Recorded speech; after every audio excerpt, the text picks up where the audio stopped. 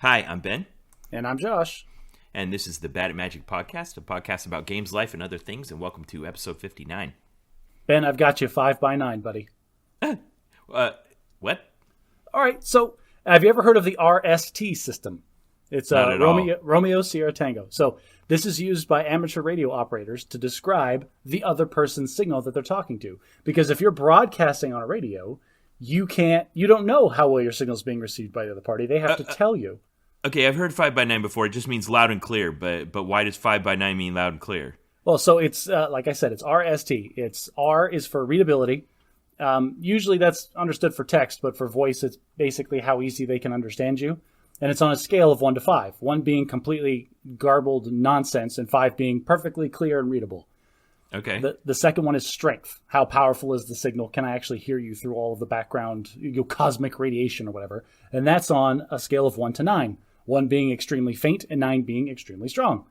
The third one, the T, is for tone, and that's only used for Morse code, like how good the tone is coming through, that you could actually distinguish long and short beeps and that kind of thing. So you only give the R and S of RST? You only give the R and S if you're doing voice communications. If you're doing Morse code to somebody, you do 3 numbers for the whole thing.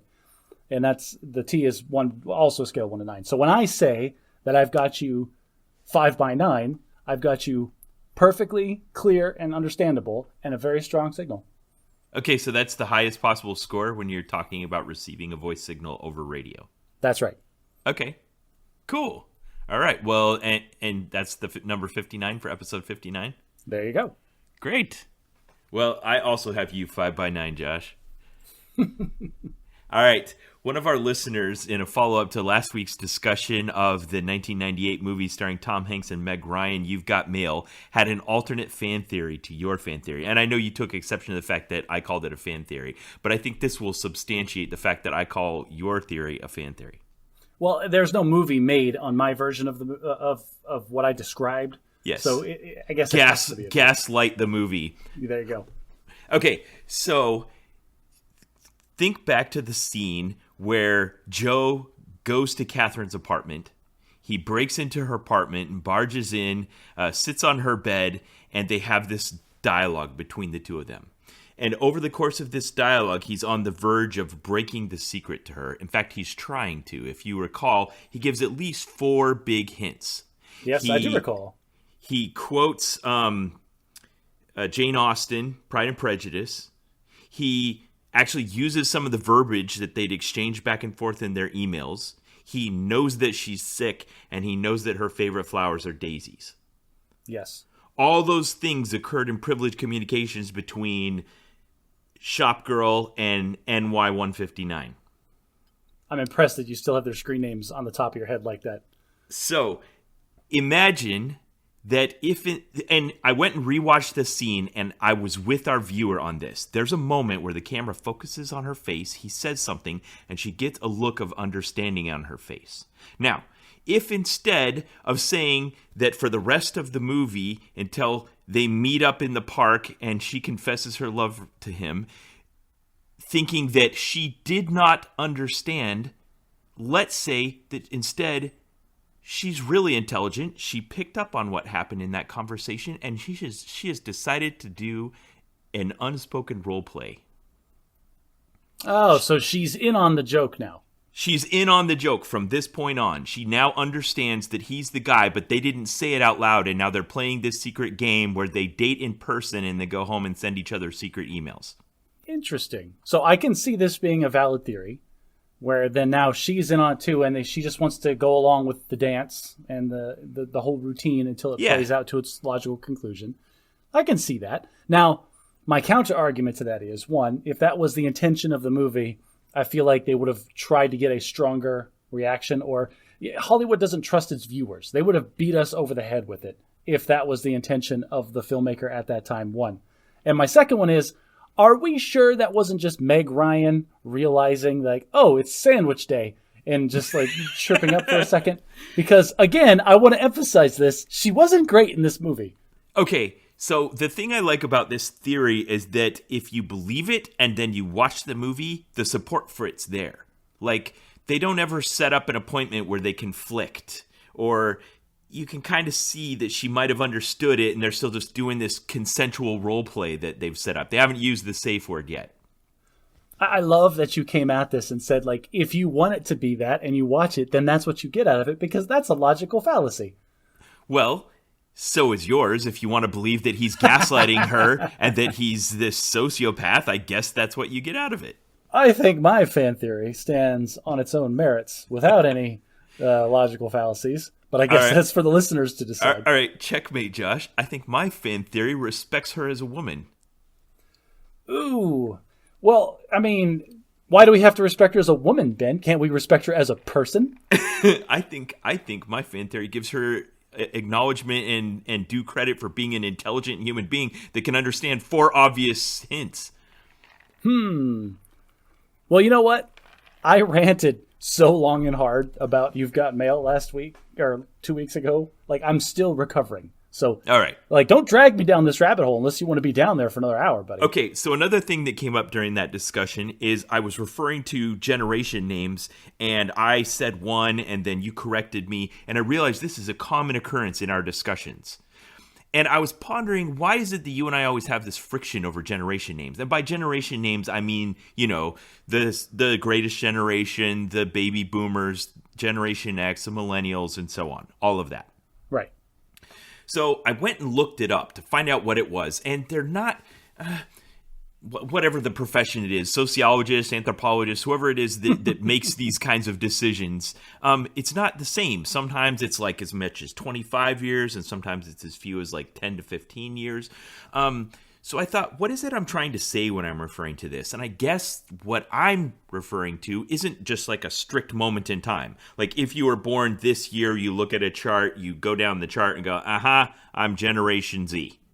Go ahead. I agree with you. Anytime that I've looked into this specifically, it's wishy-washy, like you're talking about. It like blends from one into the other. There's these transitionary years where you could be one or you could be the other. It just depends. And like you're saying with sociology or whatever, historians, this is more of like kind of a cultural categorization. It's like, what type of mindset do you most closely associate with? And this is like the middle of the bell curve of culture for people in this age range. Yes, that's exactly. So that's usually what I'm trying to refer to when I'm using those terms. So I realize that's why I sometimes use the wrong one. Because to me, the idea I'm thinking of is the people from this group, this is the music they listen to in high school. This is their attitude toward technology. These are the movies they find to be entertaining. This is the kinds of pastimes that they try to do. This is their attitude towards Facebook. This is how they feel about texting. All of these kinds of cultural things. To me, that group, if it can be identified by a name, great. If not, I'm okay with just kind of vaguely referring to it. But this is a good shortcut. So I still, even after that discussion, I still identify as a millennial. Like if you look at the dates, I'm like at the very tail end of it from being millennial to Generation X, but I still associate more with millennials than I do with you weird, just watch the world burn Gen Xers. Yes. Now, my oldest son is just right at the tail end of the millennial generation. I definitely don't identify him with them, even though he was born before the turn of his century. Right, but he doesn't fall into the same cultural real estate that I do. Like we didn't grow up in the formative years listening to the same music and watching the same shows. He's never used dial-up internet.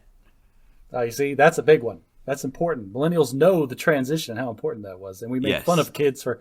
Man, do you ever see that YouTube video of the parents said they'd give 2 millennial kids $50? Not millennial kids, but like the younger kids. If they could use a rotary telephone? Yes. Dial this phone number. I'll put a link in the show notes. They had 5 minutes and they fail so spectacularly. I love that. Yeah, it's great. Yes, like that. Now, I'm from Generation X, and to me, when it comes to this, I think the thing I can identify with culturally is it was like half analog, half digital. Like, I remember all of the analog stuff. Black and white TV, rotary telephone, typewriters, just like all of the analog stuff, and then making the transition to digital. Now, my parents were there. They were going through all that as well, but it was different for them. They're already 2/3 of the way through. Yeah, for you, this was the transition. Like at the formative years of your life, you're making this change and the world is upgrading. To your parents, it's like, oh, what is all this newfangled nonsense? Yeah. So that makes a good transition to what happened this morning. I got to tell you about an adventure I had today. So Tell me. I'm back in Shreveport, Louisiana, but this morning I was in Dallas, Texas, which is like 200 miles from here. About a year ago, I saw a video on YouTube by a popular retro technology guy, Clint. His name. His channel is LGR. Have you ever watched any LGR videos? No, I don't think I have. Okay, I'll put a link to a good one. This one I'm talking about has 1.3 million views. And he's talking about this business that existed in Dallas, Texas, that was for reselling old computers, and it's called Computer Reset. So he came out with this video in July of 2019, and he's telling this story about how he'd kind of become popular as a YouTuber, reviewing and showing and collecting old technology, and sometimes how it could be kind of hard. Like if you go back to the late 80s, early 90s, and it's hard to find working technology, or if you get something and you need a piece for it, it's not just out there on eBay, or there's no store you can go to get it. So he kept getting these people coming to him saying, hey, you should check out Computer Reset in Dallas. And he was like, yeah, and he brushed it off. But when it came up like the fourth or fifth time, he's finally like, maybe I should look into this. Then one day in the summer of 2019, he gets this urgent message from a friend who says, dude, the owner of this place got injured. They think he might die. It's getting shut down forever. You got to come now or you'll miss it forever. Okay. So he jumps on a plane and flies out to Dallas and manages to get in and makes this video about it. Now, by the time 2019 rolled around, this place had fallen into disrepair. All the words are running together in my head. This guy named Richard that started this business in Dallas started it in 1984. Computer Reset, and you could tell that this was the manifestation of his identity as a baby boomer. I think he was 75 when he died last year. As a baby boomer of like growing up with the remnants of the Depression and the recessions and just this horrible economic thing, and not being able to cope with us commoditizing computers and them becoming a throwaway item. Okay. So he was in his boy. You're really jazzed up about this, man. Yeah, I'm really excited about this. Okay, so in 1995, in the mid 90s, he bought this warehouse that has like a storefront and then 32,000 square feet of storage space in the back, probably because his local small business had just outgrew itself. And he would go to swap meets and businesses that were closing down, and he would buy old computers and refurbish them and sell them. He also kind of stood as a reseller, helping facilitate transactions, and he also served as repairs.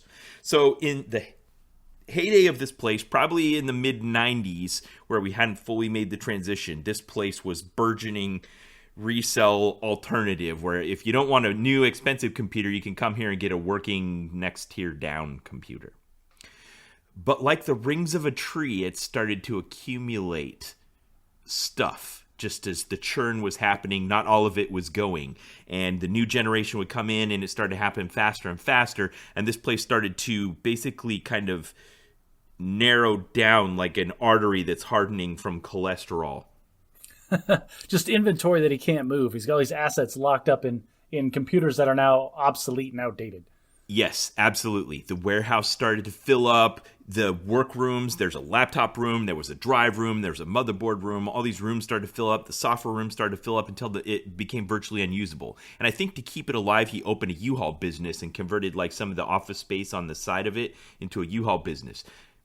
Side note, this is not the only time in my life someone's ever used a U-Haul business to run their side hobby. I also had a magic store I used to go to in Colorado Springs that was run in the lobby of a U-Haul business. So I don't know what it is about that, but I guess if someday I have some obscure hobby I want to keep alive, open a U-Haul store and keep your side hobby alive.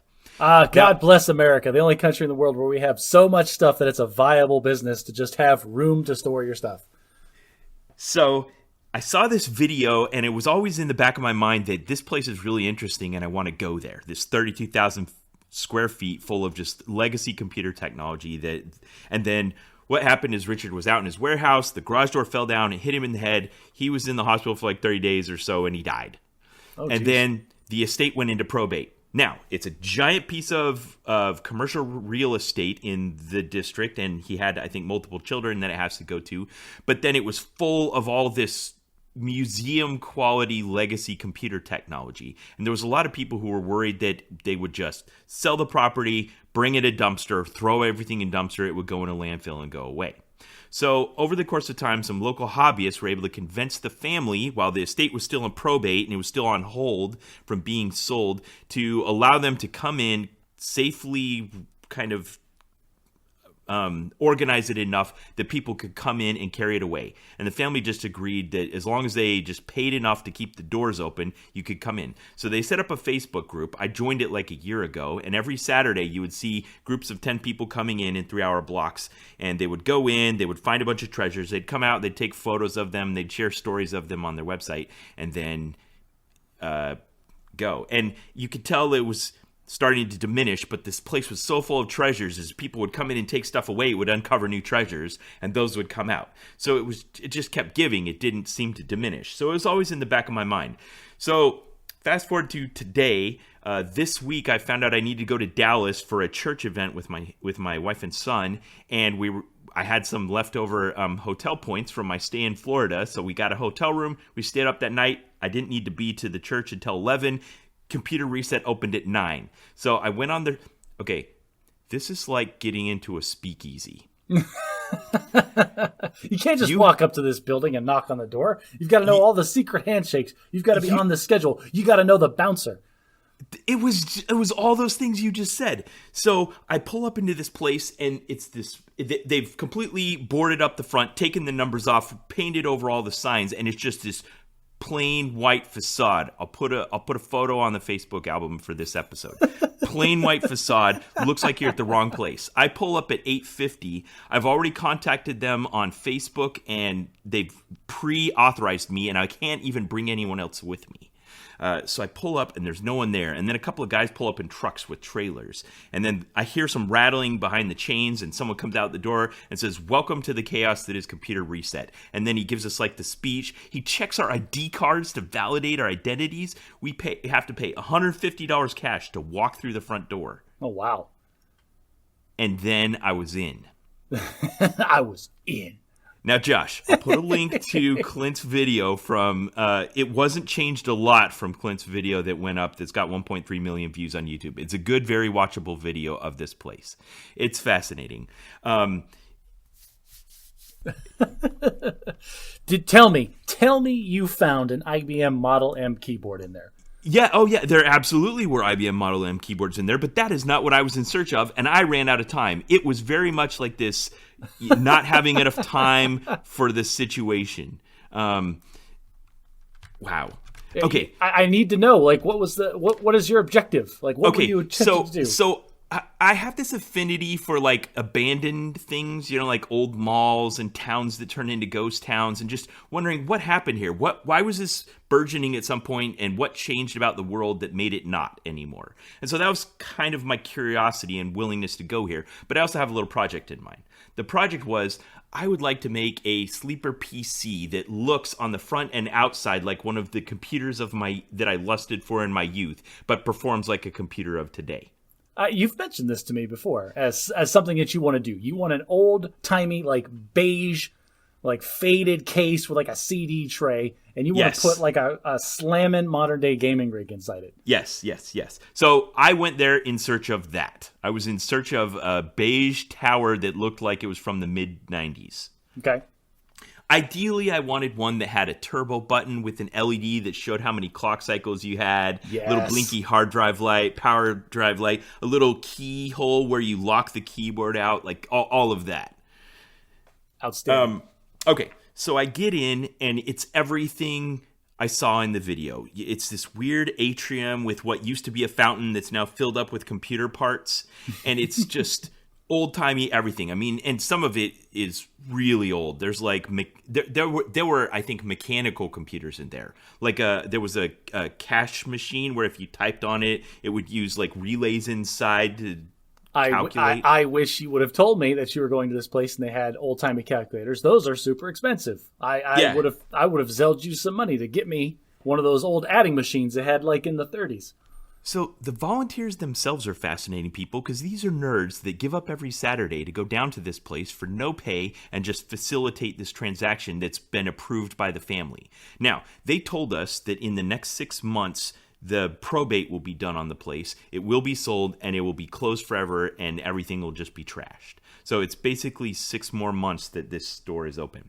While I was in there, I had them give me, I'm holding in my hands, a copy of Volume 10, Number 1 of the Reset Gazette, dated 1995. I want you to feel the ethic of Richard, the owner of this place.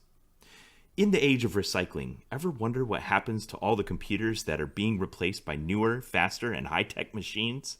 The world's population is getting larger and people are getting busier every day, and the consequence, much of the world has become a throwaway society. Landfills are getting filled. The environmentalists are urging us to be more careful with our actions.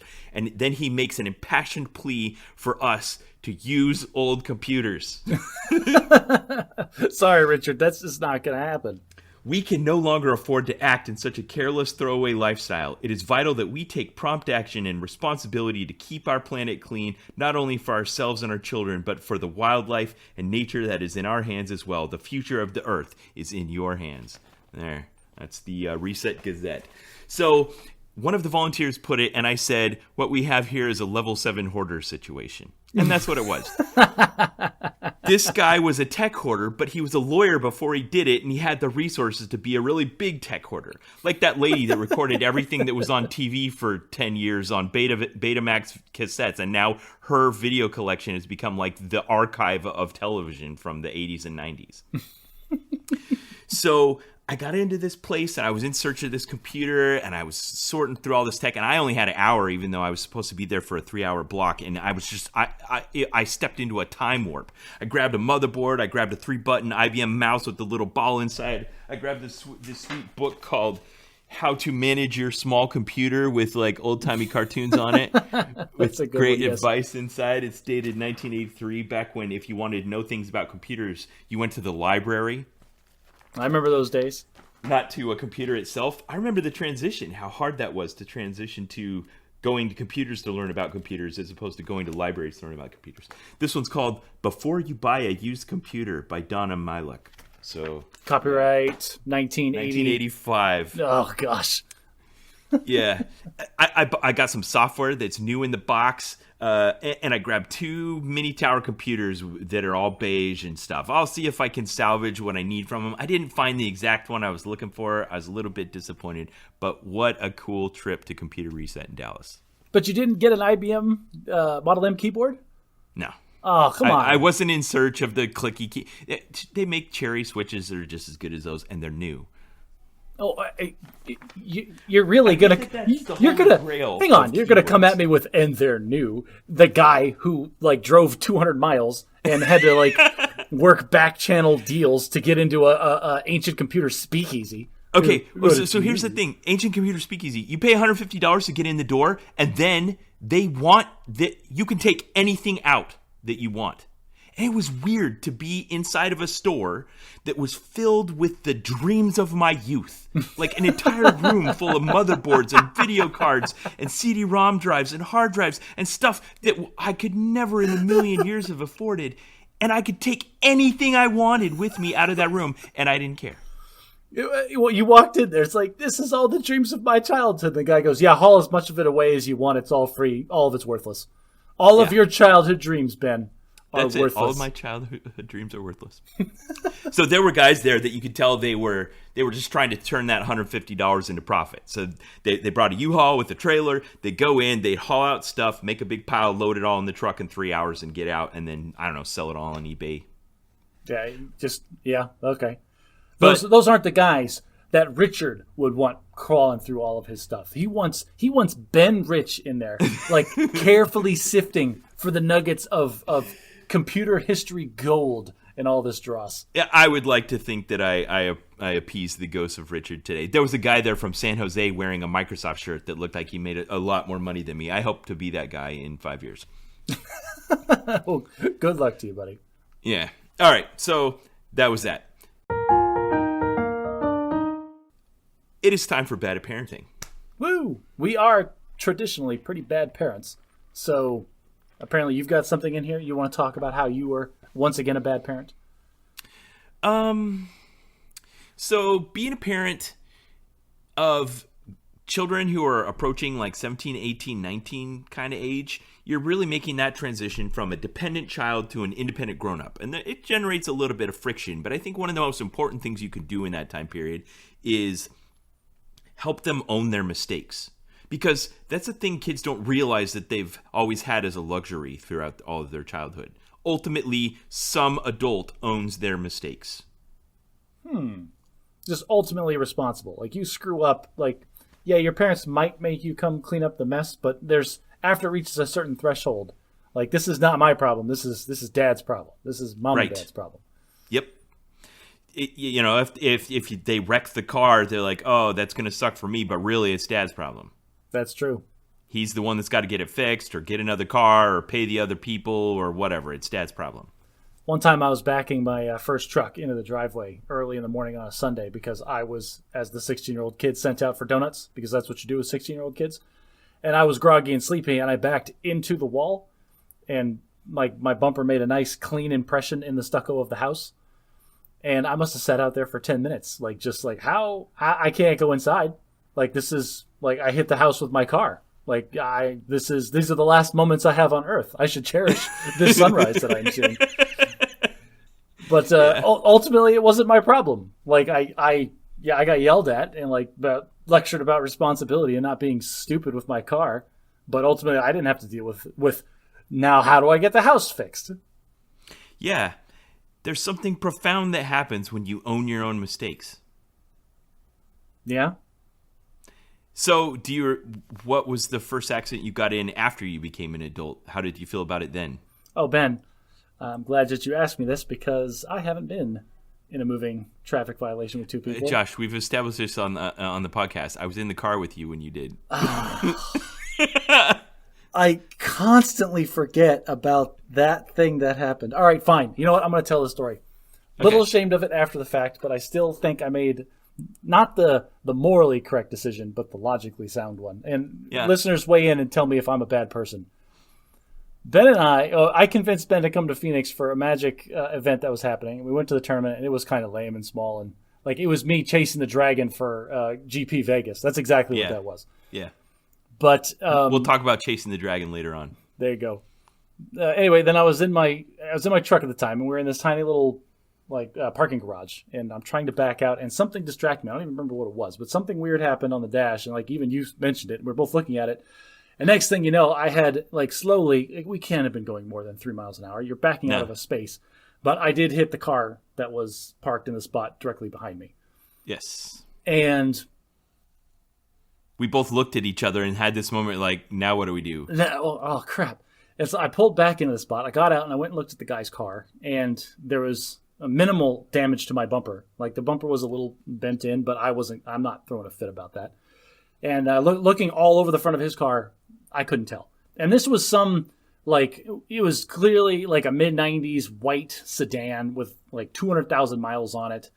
It was not like a brand new BMW parked in that spot. That's not how I remember it, but I also made a conscious decision not to get out and survey the damage because I didn't want to pile on. So here's the thing. In the moment, yes, this is probably the irresponsible decision. But this is the math that went through my mind as I'm looking at this guy's car, recognizing that it did almost no damage to my truck. I can't identify any damage that it did to this person's car at all. I can't identify. I looked for it because I'm trying to be a guy of integrity. But I didn't see any damage to the car. There was nothing leaking. There was nothing cracked, nothing broken. Listeners, his car was fine as far as I could tell from my inspection, okay? The guy obviously wasn't there. I have plausible deniability. The guy wasn't I didn't get out and look at it. I don't know. All right, so here is the decision matrix in my mind. Okay, the correct thing to do. The blanket, no thought put into it. I need to leave this guy a note with my insurance information, with my phone number, with my name, so then he can call me and we can get this worked out. And if there is damage to his car that is not immediately identifiable by me, then he can get this rectified. However, this is where my negativity, like the universe just wants to screw me over brain goes. And like, oh, okay. So you're going to leave a note for this guy and drive away. And then this guy is going to burn his car down. Like he's going to light it on fire and destroy the whole thing. He's going to have his buddies come flip it over. And then he's going to call the cops. And then he's going to hold this note that's got your name and phone number on it saying you hit his car. And now you're going to be on the hook for whatever the total value that the insurance appraiser says that this car is worth when it's this mid-90s used nonsense, whatever. That was a really good left and right of arc. So this is the thing. Like, to me, is if I will die on this hill, and you cannot tell me different. If I had even broken a headlight, Ben, I would have left that guy all of my information. I've never accused you of anything like that. Okay, let me tell you from my perspective. And you're leaving out a detail I remember. You set off their car alarm. I deliberately left that out, yes. So you set off their car alarm, and then you gave me this look where it looked like you thought of just driving off without even doing anything. But you're like, okay, I got to check it out. So you put the car in park. I just sat there and waited. You got out, you checked out, you got back in, and you said, "There's no damage to the car. I'm just going to go." And I don't think I either didn't say anything or I just said something like, okay. And then you said it again. And I thought, who's he talking to? And then you said it like a third time. And I thought, he's talking to himself. Because I know. And this is why, when you brought up the first time, I deliberately avoided talking about it. Because I still feel unease. Because I know that in my feeling in my gut, the integrity thing again, I did the wrong thing. I should have left the guy all my information. But it goes back to the cost-benefit analysis again. Yeah, and not just cost-benefit analysis, but there's a deontological perspective and a utility perspective. And you first you got hit with the deontology, and then you took the utility, and you're like, I'm going to maximize utility here. Yes. Because if the guy... I don't know. What are the odds of the breakdown? That the guy is totally upright, upstanding. He calls me like, "Hey, you hit my car." Like, if I didn't leave a note, would he even notice? Did he even know that somebody hit his car if I didn't leave a note? Because I couldn't identify any damage. Again, I'm standing on that hill. I couldn't identify any damage. But I don't know. Like I did the wrong thing. I know I did. But at the same time, I was too afraid of the potential cost of that guy screwing me without my knowledge. Unless the only way to do it both ways would be if we sat there for the next however long until that guy came to his car and then I talked to him face to face. So to tie this back into what I was talking about with children is that as a kid, you might have thought, oh, that's a problem for my dad. Maybe you'd have called him, or maybe you just took off because you didn't want to get in trouble with your dad, but you weren't thinking about what you were talking about, actually solving the problem. The damage in the relationship and what happens in our society when two strangers bump into each other in a way that incurs cost. Now, with my children, there's been a few things happen in the last couple of weeks, particularly my older than 18 children, where they've had losing a job because of unreliability issues or bad grades, late for work, those kinds of things. And the consequences are very naturally falling on them. And I'm observing how that really affects their behavior. Whereas before I was having a hard time getting them to care about it. And now it's like, yeah, you own your own problems. And all these lessons I was trying to teach them before they owned the consequences and wasn't having success are sinking in. And I realized that there's no shortcut for that. There's no substitute for them owning the consequences as the final ingredient for learning the lessons of life. This is true. When you're a teenager that age, you think you have all the answers. It's like, shut up, old man. I know how the world works. I've been around for 16 years and went through high school. I know everything about how to get a job and deal with managers and interpersonal relationships. Get out of here. Until this happens, and then it all comes... That happened to me, as there was a moment where it all came crashing down like, holy crap, my parents do know what they're talking about. Like, maybe that'll happen to your kids. Yeah, those are good moments. Now, we normally have a segment called Ben versus Bureaucracy, but I think you had one this week, didn't you? This is Josh versus Bureaucracy in the stupidest way possible. All right. And I don't know anything about this. Let's hear it. Okay. So we got a new home gym as part of our rededication to fitness because COVID's coming to an end, and COVID was not kind to my figure, Ben. nor any of us, I think. So we got a new home gym, and as part of that, we took one room and we're like, all right, we're rededicating what is like the tertiary spare bedroom, not even the secondary, the tertiary spare bedroom, and turning that into a dedicated gym space. It happens to be the room that I am in now. If I was to remove my pillow fort, you'd see behind me that the bed and stuff that was previously here is now all gym stuff. Uh-huh. So as part of that, Nicole is wonderful in making everything that's big into small things that hide away in places that you don't think about. But in this case, she was unsuccessful because unbeknownst to the both of us, or forgotten by both of us, is the one closet that is in this room is already filled wall to wall, floor to ceiling with all of my old nerd stuff.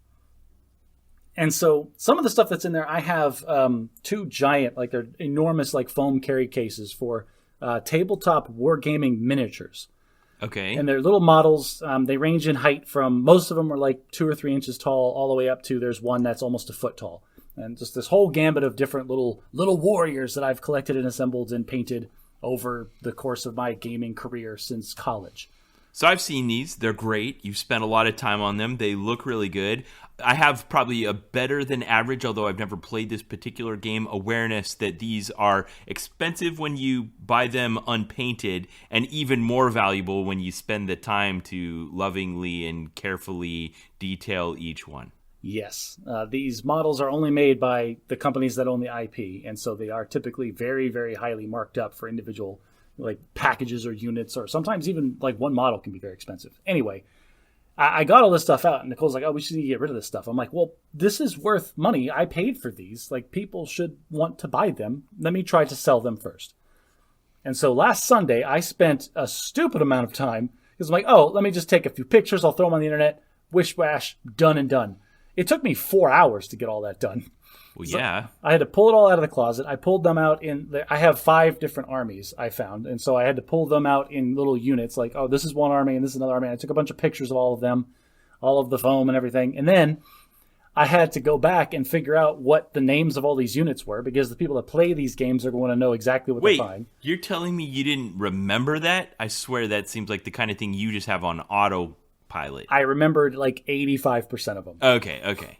The other ones I had to look up on the site. Like, I don't remember, like, it's stuff like proper nouns. Like, I don't remember this character's name.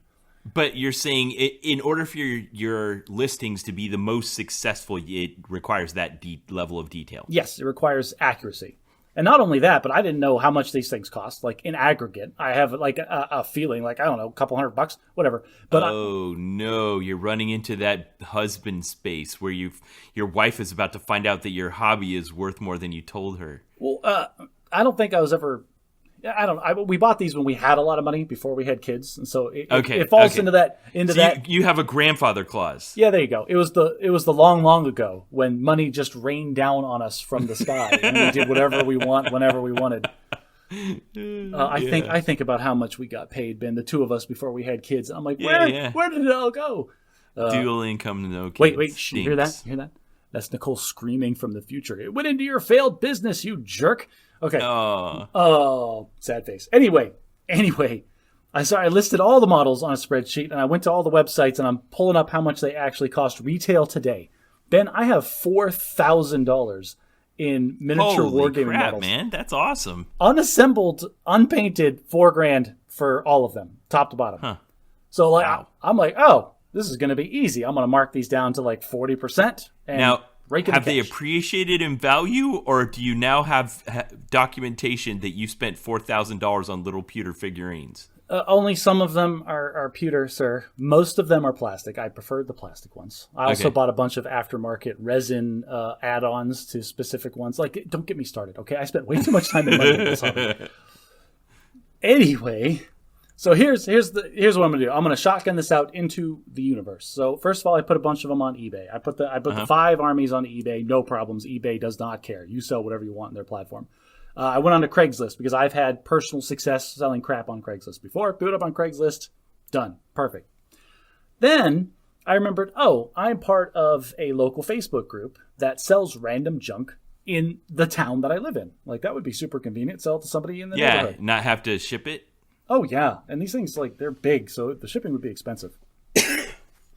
So I posted it on the Facebook group the meta group that I thought it was. And Ben, this is where my me against bureaucracy starts right here, okay? I went onto a Facebook group that was, it was called the name of my town, which is Anthem. It's Anthem Stuff. And I go there and I looked. I don't go there all the time. All right. If I'm in a group called Anthem Stuff, I feel like that's a pretty broad brush they're painting with. I agree. And I started scrolling through the listings that were posted on their front page or on the group or whatever. And I saw a couple people were like, hey, anybody know a good tree trimmer guy? And so it was like, oh, if anybody needs this kind of service work done, call what's his face. I'm like, okay, people are talking about commercial transactions here.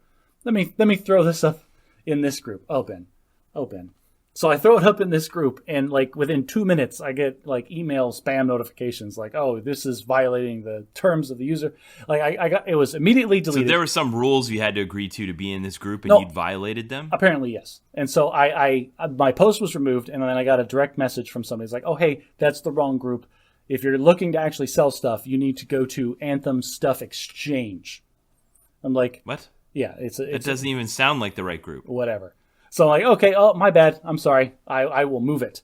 But my post has already been removed by the administrator, so no problem. So then I went to Anthem Stuff Exchange, and then I had to be accepted into the group, which basically meant I needed to check all these boxes. Yes, yea, verily, I will follow your rules. Okay, great. 2 minutes later, I get accepted by an administrator. It was the same person that was on there.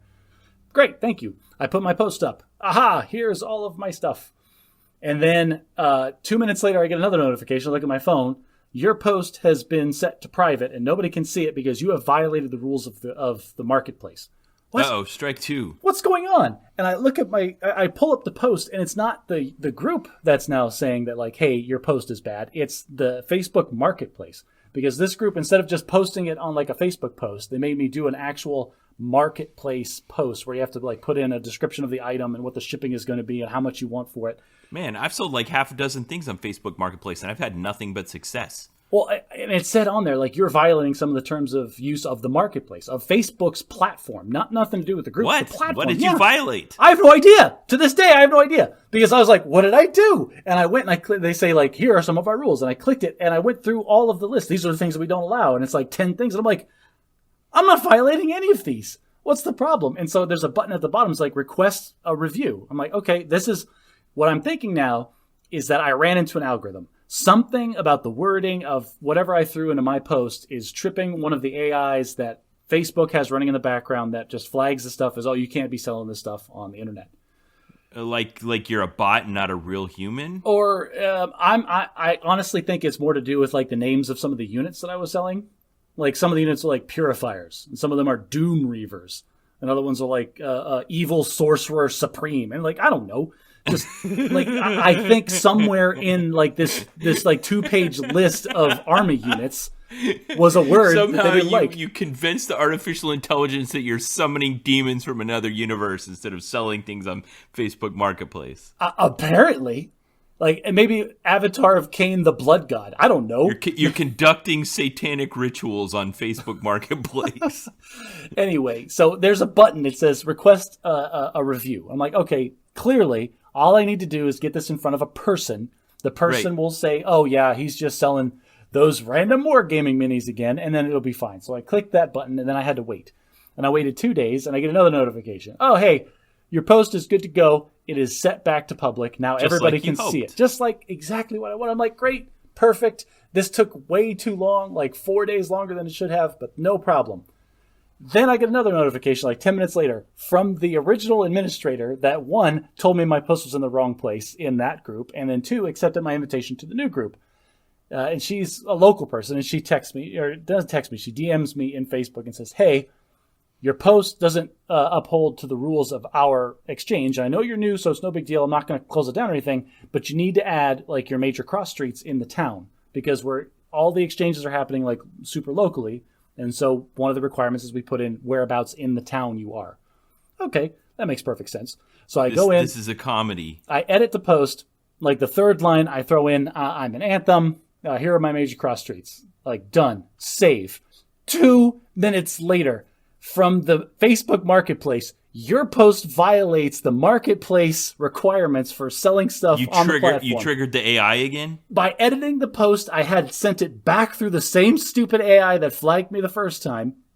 And now I'm running into the same problem. And it was set to private and shut down. Like, nope, nobody gets to see this. You're summoning demons again.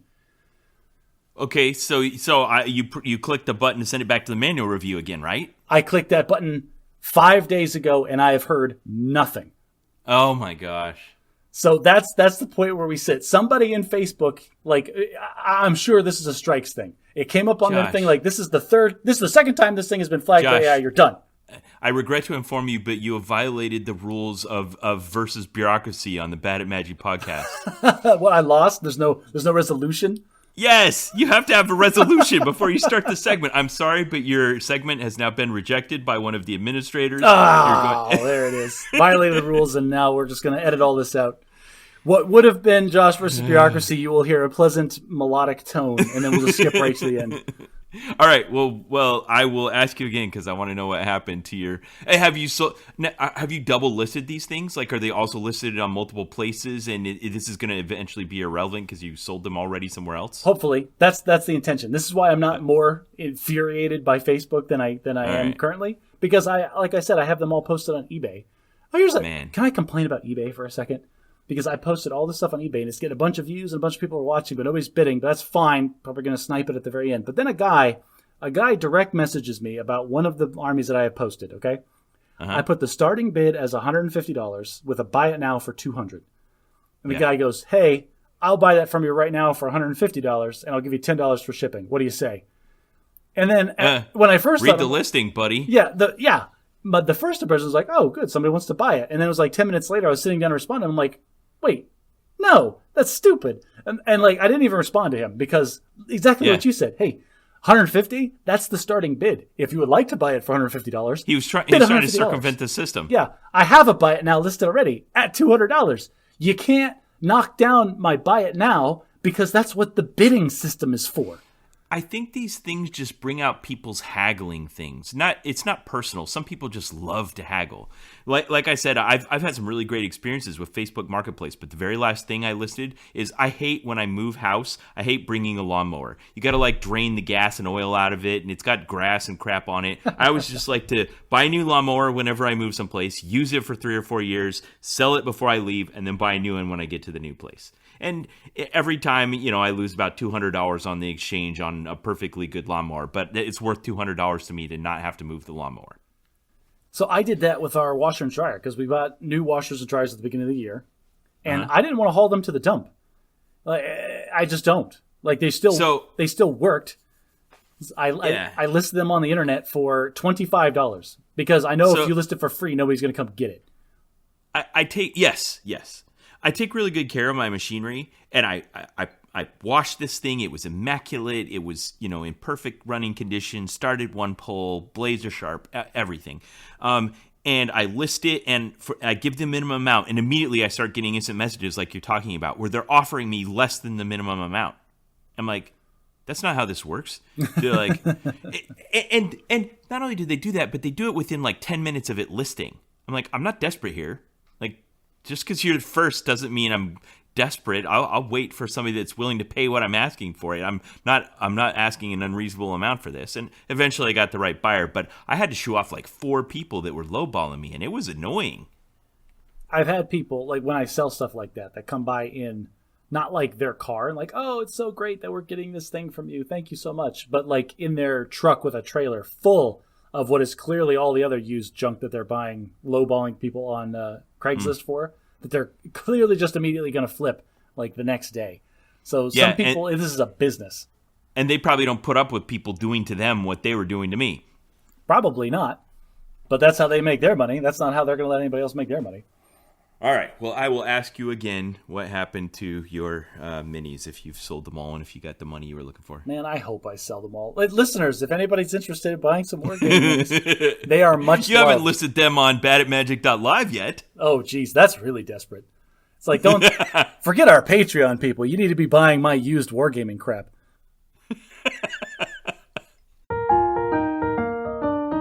All All right, Josh, I need to be a bit somber for a moment, and I need to give a content warning to our listeners. Oh, dear.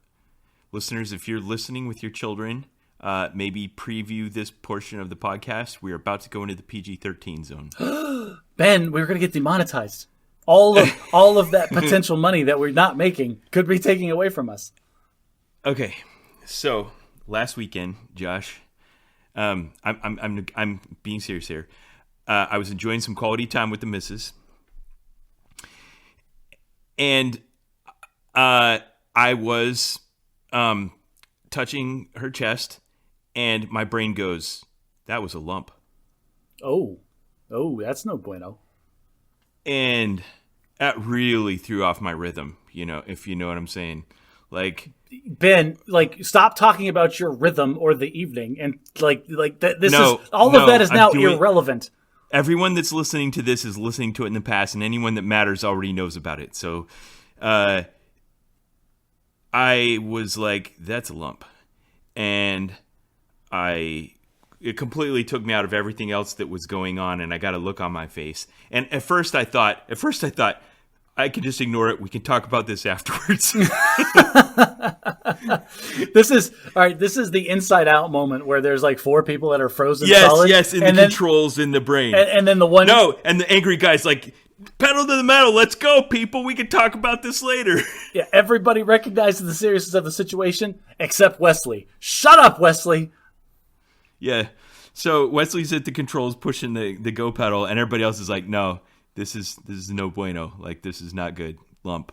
Okay, so I have to say, for context, my wife's sister is currently in serious chemotherapy and radiation treatment for breast cancer, and in stage 4. Her life is seriously in jeopardy. So this is immediate family, and that's the very first thing that came to my mind. I'm like, oh crap, lump, breast cancer. And she's like, what? What's the matter? What's gotten into you? What's going on? I'm like, I felt the lump. And she did that thing that you all do. She had this split second. She's like, what? No.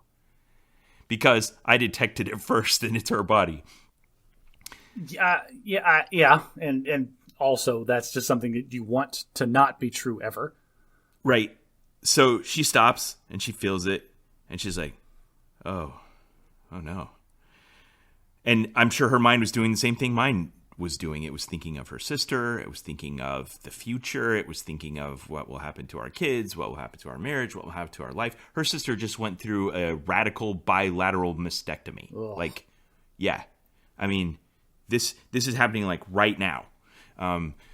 And so needless to say, sexy times were over at that point. Yeah. But we also had to face the fact that it was the middle of the day on a Saturday, and that's not the kind of thing you go to the ER for. So we just had to make an appointment to go in and get checked out, and then just deal with the uncertainty.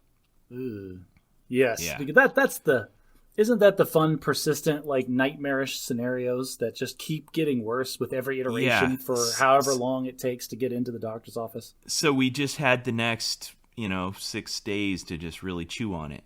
So Thursday, she finally got in to see a specialist and got a mammogram and examination and stuff like that. And it was just a cyst. It will probably go away on its own. It was not cancerous. So, yeah. But that was a big scare, man. That was a rough moment. That's seriously a legitimate life-altering event that you guys had together.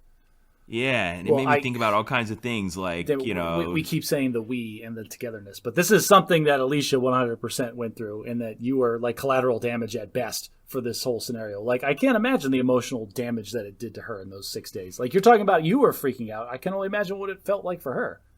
I understand that. The old joke about a young couple who has their first baby, and they're like, we're pregnant, and yeah, shut up, man. She's pregnant. You just were involved. Yeah. And I kind of get that joke, but we've been married for 23 years. Our lives are entwined, and I don't think she would stop me when I say these things that would happen to her are happening to us.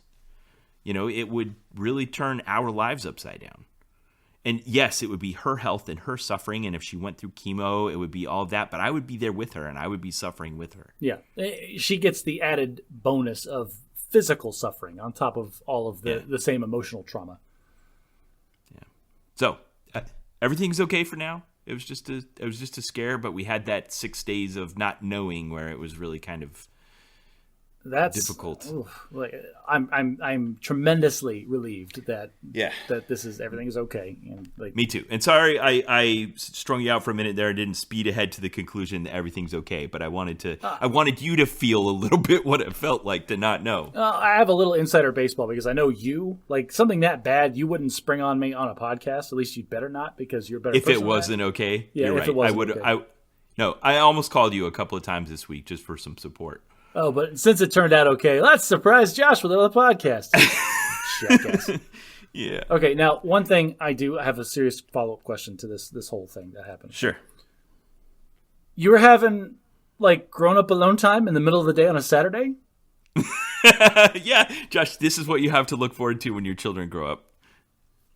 Everybody leave. Did she just kick everybody else out of the house? No. Everybody goes somewhere else. They're busy. They've got headphones on. They're not going to knock on the door. They've got headphones on. Outstanding. Either your room is very soundproofed or you're not doing it right.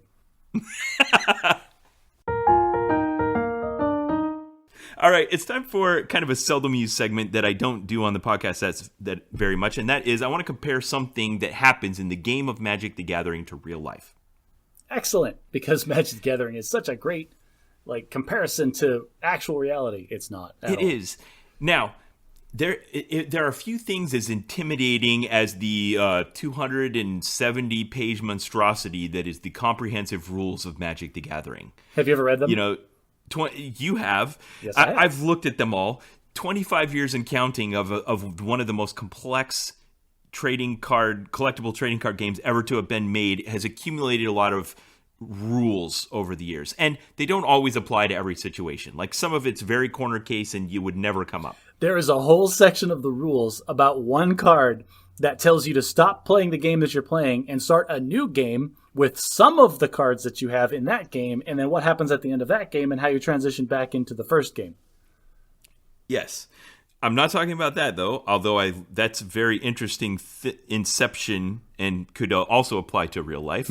Maybe we're doing that right now. But what I want to talk about is something that are called the layers. So in a game of Magic, in order for things to exist, there are a bunch of state-based effects that are just applying to everything that's happening. I always think about them as the laws of physics for Magic. These are things that are just happening all the time. Yes. This is the reality of this world, and it's normally you don't even think about it, but sometimes corner cases and specific situations come up where it brings it a little bit into question. You have to have a better understanding of the precedence and order of these rules that are being applied to the world. Okay. So I had this happen to me in real life this week. In my work, there's a men's and a women's restroom next to each other, and it's an old building, and it's just kind of weird, and the entrances are right next to each other. And I was approaching the door to the men's restroom just at the same time that a woman came out of the women's restroom, and for some reason, just the order and the instance of us coming near each other, I could see that her brain activated the routine for politeness before it activated the routine for determining my gender. Oh, she held the door open for you. She held the door open for me to go into the women's restroom. No, did you walk into the women's restroom? No. That'd have been great. No, but this was a split second, Josh. I mean a split second. She just held it just a little bit, and then I could see the look of realization on her face that, of course, I wouldn't hold the door for him to go into the women's restroom. And her and I made eye contact for a split second. We both looked away. I went in the men's restroom. Nothing happened. But I kept thinking about that moment, that how there was just the split second of when I arrived, the order of operation happened in such a way that her politeness trigger happened before her gender recognition trigger. Okay, I'm on board. This is an interesting interaction of social rules and etiquette, but this turns into a fringe case where it doesn't work right. Right, exactly. So I was thinking about all the layers that applied to this specific scenario, holding a door for someone. Okay. Talk to me about holding a door for somebody, Ben. Okay, so if you're holding a door for someone, there's a lot. First is probably proximity. Like, how close are they to the door? Like, if they're really, really far away, even if you notice them, you're not going to stand there for 5 minutes and hold the door for them to get there. This can be tricky sometimes because you also have to factor in velocity. If somebody's running at the door, then you have to extend. So really, it's like a function of time. Yes, there's a function of time occurring here with that. If they're really, like if they're right behind you and you were to not hold the door for them, that's a big problem. Like, it's really rude. Oh, I actively shut the door behind me. Doesn't matter how far people are. Like, I pull it shut behind me. Pull it shut and look at it. Make eye contact. And hold it for a second. How far would you say this buffer zone around in most situations is for like a public door where everyone can just transit freely? I feel, just off the top of my head, knee-jerk reaction, you have not asked me this question in the past. I'm going to go with 3 to 5 seconds. If I estimate that a person is going to get to the door... That makes it a factor of time as well. Yeah, exactly. That's what I mean. Like, it has to be a factor of time because... Okay, if they're going to reach the door in the next 3 seconds, I might stand here and hold it open for them. Yes. Okay. All right. That's pretty good. If you saw they were elderly and hunched over and, with a cane and it was going to be more than 5 seconds, you might still stay there. These are the layers. More than 5 seconds? No. I'm not staying more than 5 seconds. Not even for the elderly person. So that goes into the next category, the next layer, which is maybe the demographic. Is it a fit, healthy adult, or is it like a stooped, elderly person? Are they carrying something? Are they, Okay, so I will. There's racial factors, gender factors. Well, okay. We're not blowing past this. So hang on. Age.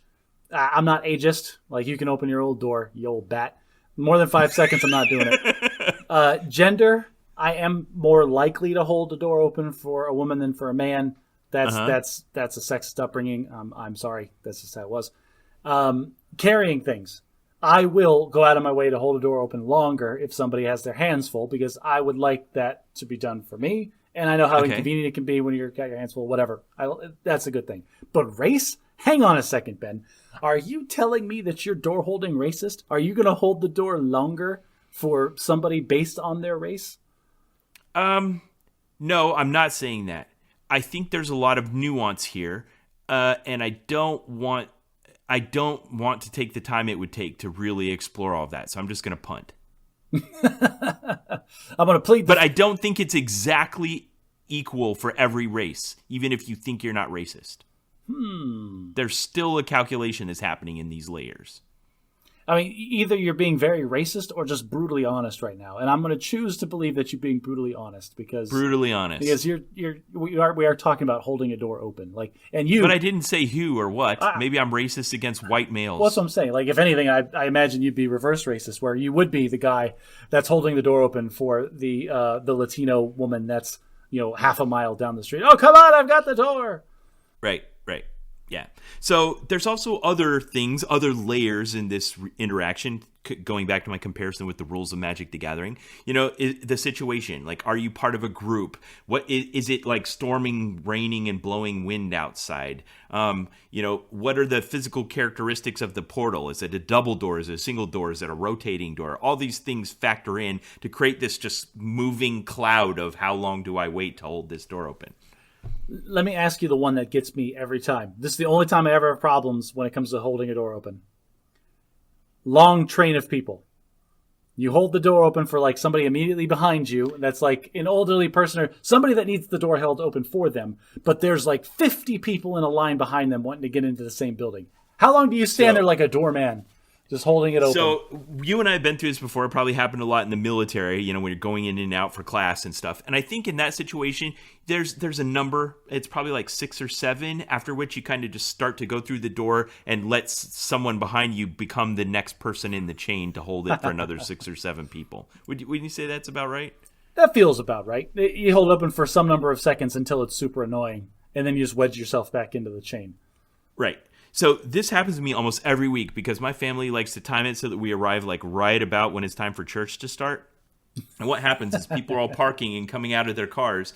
And so I'll get to the doorway, I'll hold the door open while I'm waiting for my family, and I kind of have to stand there for all of them to come. And they're well outside the 5-second range. Your family? So, your own individual family? Oh, that's unacceptable. They're never good at getting out of the car. Rich family, you need to herd up. Like, this is ridiculous. So they're all coming through the door. I'm waiting. And then while my family's coming through, other families are coming out, and I'm starting to make eye contact with them. Okay. And they're, again, well outside the 5-second range. And there's just this weird buffer where, like, if it's 6 or 7 or 8 seconds, I'll just break eye contact and go in and hope they don't think it was rude. Because we're already late, and And what's the expectation? What's the statute of limitations there? If you expect somebody to hold the door open for you for longer, flip the situation. You're the guy in the parking lot that's approaching the building, and you see a guy holding the door, and he's like, starts waving at you, like, come on, I'm holding the door for you. Hustle up. Yeah. Like, now you're annoyed because you feel like you need to accelerate and go faster. Yes, and we've all been in that situation where you're like, oh, crap, and then you, like, go into that, like, fake half run. And they're like, it's okay, you don't need to hurry, but you just still feel that awkwardness of, I'm also making this other person wait because I'm not going through the door fast enough. Yep. And it's that's them putting awkwardness on you. Like, I'm just walking here. I can open a door by myself. You're the one making it awkward. Guy holding the door longer than 10 seconds. So another thing that influences this is your familiarity with the person. Like, if it's my wife, it's not 5 seconds. It's indefinite. I will hold this door open until we are both ground to dust by time. Right, yes. If it's a perfect stranger, it's as short as possible. Sometimes less than 5 seconds, I'd say. One that you and I frequently go into, and this is an interesting layer that kind of transcends all of that, and that is security. Or you used to in the past. I used to back. And that is, sometimes we go through portals that have an artificial designation as a control point for security protocols. There is, like, big signs. Every briefing you get from the security people, there is... Yeah, what do they call it? Tailgating. There's no tailgating. No tailgating. They call it tailgating, but that's the wrong word for it. No being polite, it should say. Well, and the reality is that they want to make sure that the security protocols are enforced for every single person. Everybody that comes in this building needs to show and validate their clearance to be in this area. Yes, their credentials. Yes. But being polite dictates that once I show all of my credentials and get the door physically open, I should hold it open for the people behind me. Right.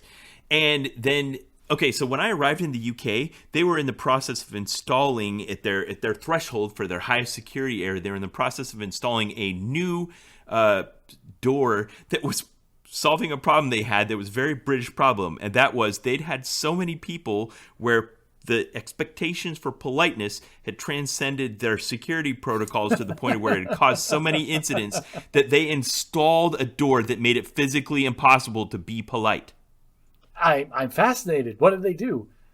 They're called man traps. Have you ever gone through a man trap? I see. All right, so I am familiar with man traps from the movie Sneakers from like the mid-'90s, late 90s with circa, I don't even remember the name of the actors or anything. But yeah, so what you do is you present your credential, it opens automatically, you walk in, it closes behind you, and then it opens a second door. And holding the door for someone isn't even an option. It's not possible. Because the inner door will not open as long as the outer door is still open. Like, right. It has to be shut, and presumably in the man trap, there's only enough room for one person. And this particular man trap also had a scale in it. No kidding. Yeah. So if you were a super fat guy and it locked you in there because it thought you were letting people in behind you, then you had to have security come let you out? Or if you presented your credential on the way out and then you were outside of a standard deviation of your weight, it would hold you there until security came and made sure you weren't carrying, 1,000 pounds of documents or something. Holy crap. Talk about, like, the government getting into your business. It's like, oh, sorry, sir. We thought you were stealing, like, 4 computers. Turns out you just packed on a few pounds in your week off. Yeah. Okay, so... And then there's personal needs that might influence this bubble. And that is, like, maybe I'm in a hurry and I don't got time to wait the usual 5 seconds. Maybe I'm mad and I'm just not thinking about other people as much as I normally do. Maybe I don't want to interact with that stranger that's coming up behind me and I'm just going to pretend they're not there and blow through the door. Okay. Now, some of those are valid reasons and some of those are not, but... then there's like a catch-all layer. So in Magic, if you're determining a state-based effect, there's like 7 layers you have to go through to figure out what the end state is. At the very end, there's just a binary decision. What happens after all of that applies? And sometimes our brains would be like, well, I'm holding the women's door open for this man. Like, what? Whoops, I applied those in the wrong order. Dang it, I made a mistake somewhere in layer 4. Yeah, or I'm letting someone into a secure area that doesn't actually have secure credentials. And sometimes the military like to send around people who are deliberately trying to get into secure areas to see if this will happen. And then they're like, haha, gotcha. Now you're under arrest. Yeah, so that's it. You know, I was thinking about all the times this happens, going in and out of church, going in and out of a convenience store, daycare. Like, you'd mentioned the problems you have going in and out of daycare. Like, those are strangers, but you might see them every day. How does that influence your decision? Oh, they're still strangers. But like, you're not going to be... Yeah, with the kids, you hold the door open longer if somebody has a child. Like, that's a thing. So, what did he come back? Like, you told the story, like, you made eye contact, and then you both, like, went about your lives, like, both refusing to acknowledge the minor slip-up that she had made, applying the layers, and so we don't have to make her feel embarrassed. But looking back on the situation, what snarky, witty retort would you have prepared for her next time?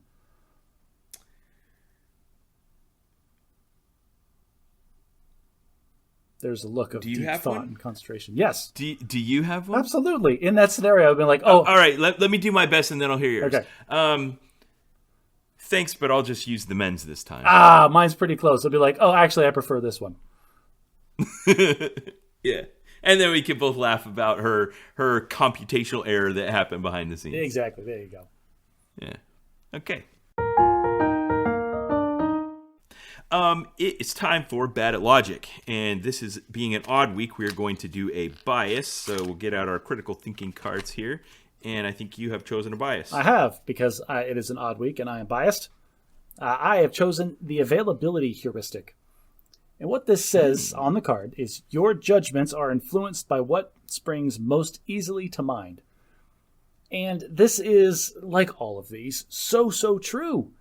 People, I constantly mix this up with the confirmation bias, where you're looking for things to confirm your already thoughts that you already have.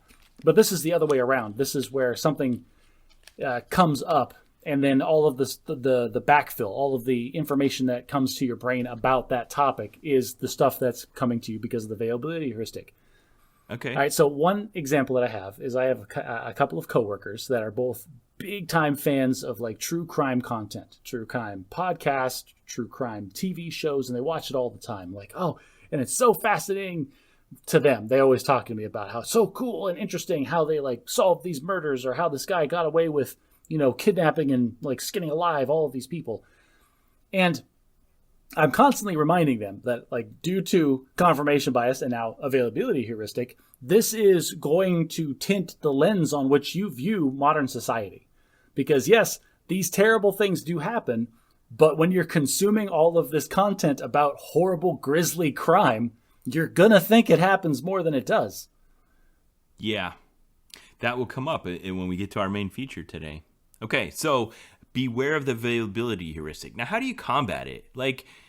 You can't not do it. Of course you're going to think. You just have to be aware that you're doing it and allow that to help you slow down a bit and consider that there are options outside of your main available area. Actually, you know what? You just gave me some good verbiage to describe how I view a lot of these biases and fallacies. And that is, you have to build another layer into your thinking. Whenever you're talking or interacting with people or interacting with the universe in general, you have to have another layer of processes happening in your brain that's constantly just low-level scanning the stuff that you're thinking, the stuff that you're saying. And do I really need to hold the door open for this woman to go into the men's room? Or just trying to identify, am I falling prey to a logical fallacy here? Am I only thinking or doing this because of the availability heuristic? Is this the gambler's fallacy that I'm falling prey to right now?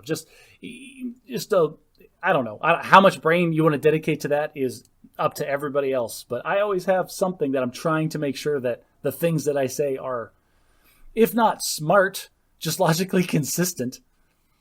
I like it. I think that's one of the main core values of the Bad at Magic podcast: logical consistency. There you go. You can be bad. So as long as you're consistently bad, it's fine. So we're almost to our main segment, but for Bad at English today, I want to do something on topic. So when I got to England, everyone used this term that I wasn't familiar with. Maybe you've heard of before. It's called bank holiday. I have heard of that before. And they said it in a way where they like assumed you knew exactly what it meant, but I could tell it had a whole system of knowledge surrounding it. The term bank holiday was a very pregnant, loaded term that meant a lot of things, and I made them explain it to me. What does this mean? So it's similar in usage to what in the U.S. we might call, well, what's your understanding of it? My understanding of a bank holiday is like where the government has all these holidays. Some are legit, some are whatever. The days that the bank is closed, those are the days that everybody recognizes, okay, business will not be conducted today. Everybody go home. Yes. Now, this has become a bit of a fossil term that I think will persist. In our lifetimes, we've almost gone to the point where you almost never go into physical banks anymore. And it used to be very prominent in our lives because we needed to go into banks. You had to deposit your check, cash checks, get cash. Can I do a tangent just for real quick 1 second? Sure.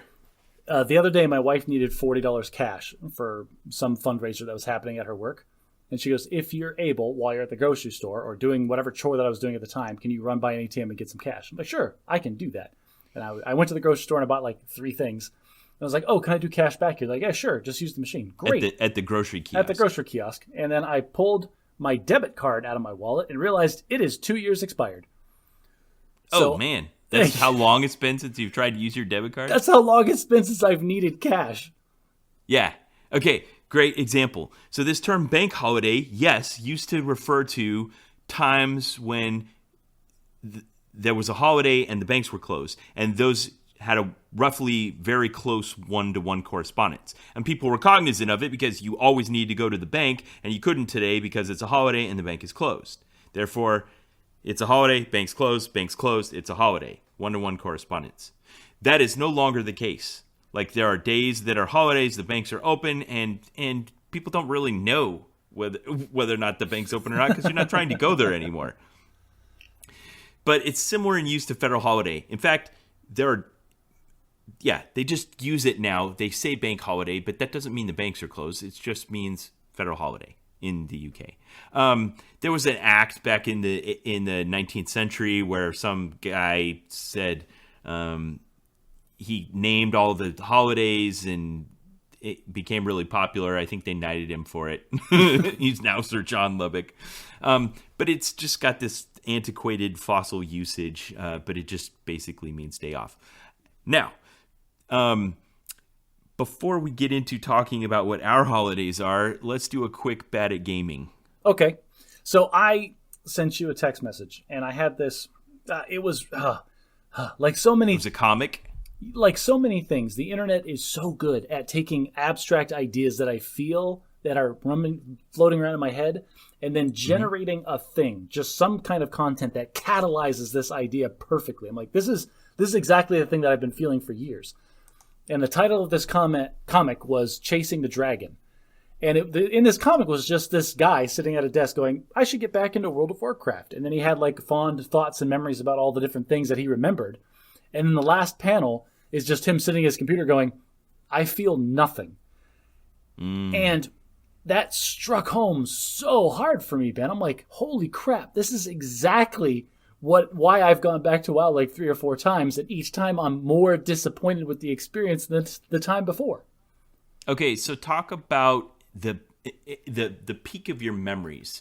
What the euphoria and joy that it brought to you. Like how good was it? So World of Warcraft came out when I was a senior in the academy, or a junior.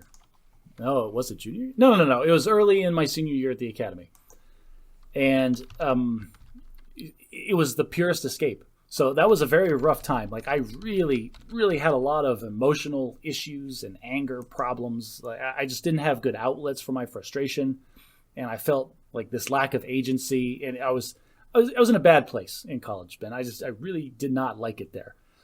Yeah. And World of Warcraft gave me this thing on my computer with 2 clicks. I can forget everything that's going on in my life and just pour myself into this own story that I'm going to make like by myself with my friends. And we're all going to be on voice chat together and having these shared experiences in an alternate universe that doesn't involve cleaning my room. That doesn't involve the homework assignment that I'm blowing off for 2 days. Or So you were in this stressful experience of being at a military academy, and this was your relief. This was your outlet. The purest form of escape. Like I was, if it was virtual, you could go reality, to a yes. fantasy world. Yes, I could go live in a virtual world and just completely be in a different place. And like, and I had friends that were there, and I saw those friends. And whenever, like, we would see each other around the campus, and we would hang out on all the times that we were allowed to hang out, and all we would talk about was the things that we were doing in World of Warcraft. So Right. it was this perfect. It filled this perfect hole in my life at the time where I just needed something to get away from everything that was going on, some de-stressor. Okay, so because it represented that to you then, later in life, you wanted to go back there. Yes, I just wanted to stay there. Like I wanted, like I got this amazing emotional release and felt such great relief of tension by playing this game as much as I had. I just wanted that all the time. But I didn't recognize it, honestly, until much, much later when it's like, oh, I've talked about it on the podcast before, and you've interviewed me about WoW probably a year ago now, and I recognize that I was associating all of these positive emotions and feelings with it, and I'm not recapturing them.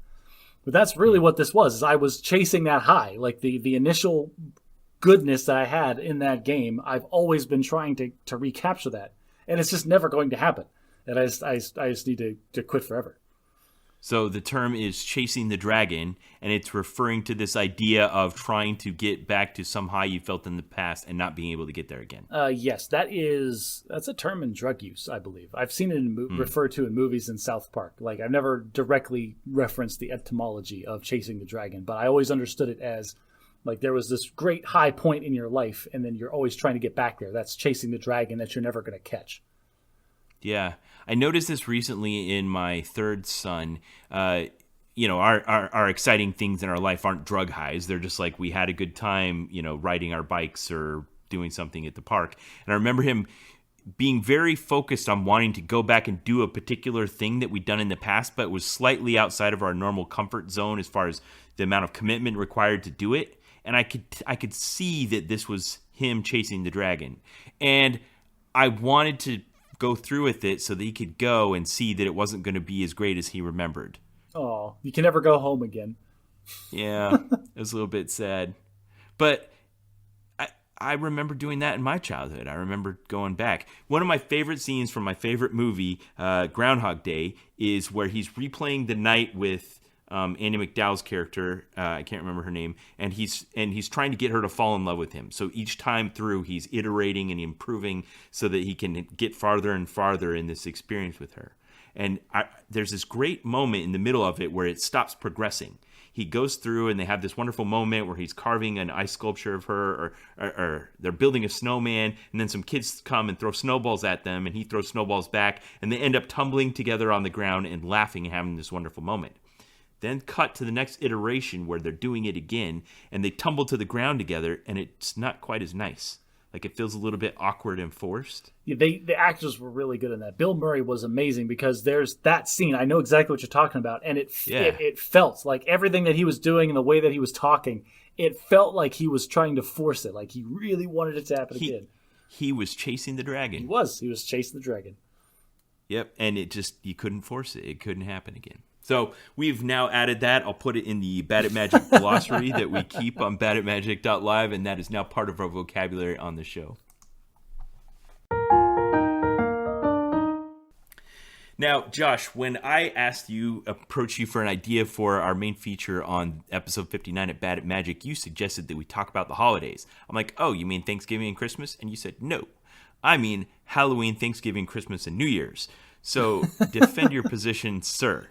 All right, when you say the holiday season, this is what we're referring to. Like anybody that doesn't admit that the holiday season starts with Halloween is fooling themselves. Because this whole time, this entire part of the year is just rolling from one holiday to the next. We're just all waiting to get to October so we can put up all the spooky stuff. And we ride out the spooky stuff right up until October 31st. And then boom, there's comics all over the internet. November 1st, everybody's in fall sweaters and they've got the leaves and the cornucopias and the turkeys. I have an inflatable turkey in my front yard right this moment. There's a guy down the street. Inflatable turkey? An inflatable blow-up turkey like you do for... Okay, that was going to be one of my questions, and I had come to the conclusion that we don't decorate for Thanksgiving, so much for that. I am not the only person on my street that decorates for Thanksgiving, I'll have you know. Wow. We have a Thanksgiving, like, kind of a wreath. It's not a wreath. It's like a basket full of, like, squash and leaves and stuff that's hanging on our front door right now. Listen, don't come at me about Thanksgiving, bro, because this is the mother king of all holidays. Okay.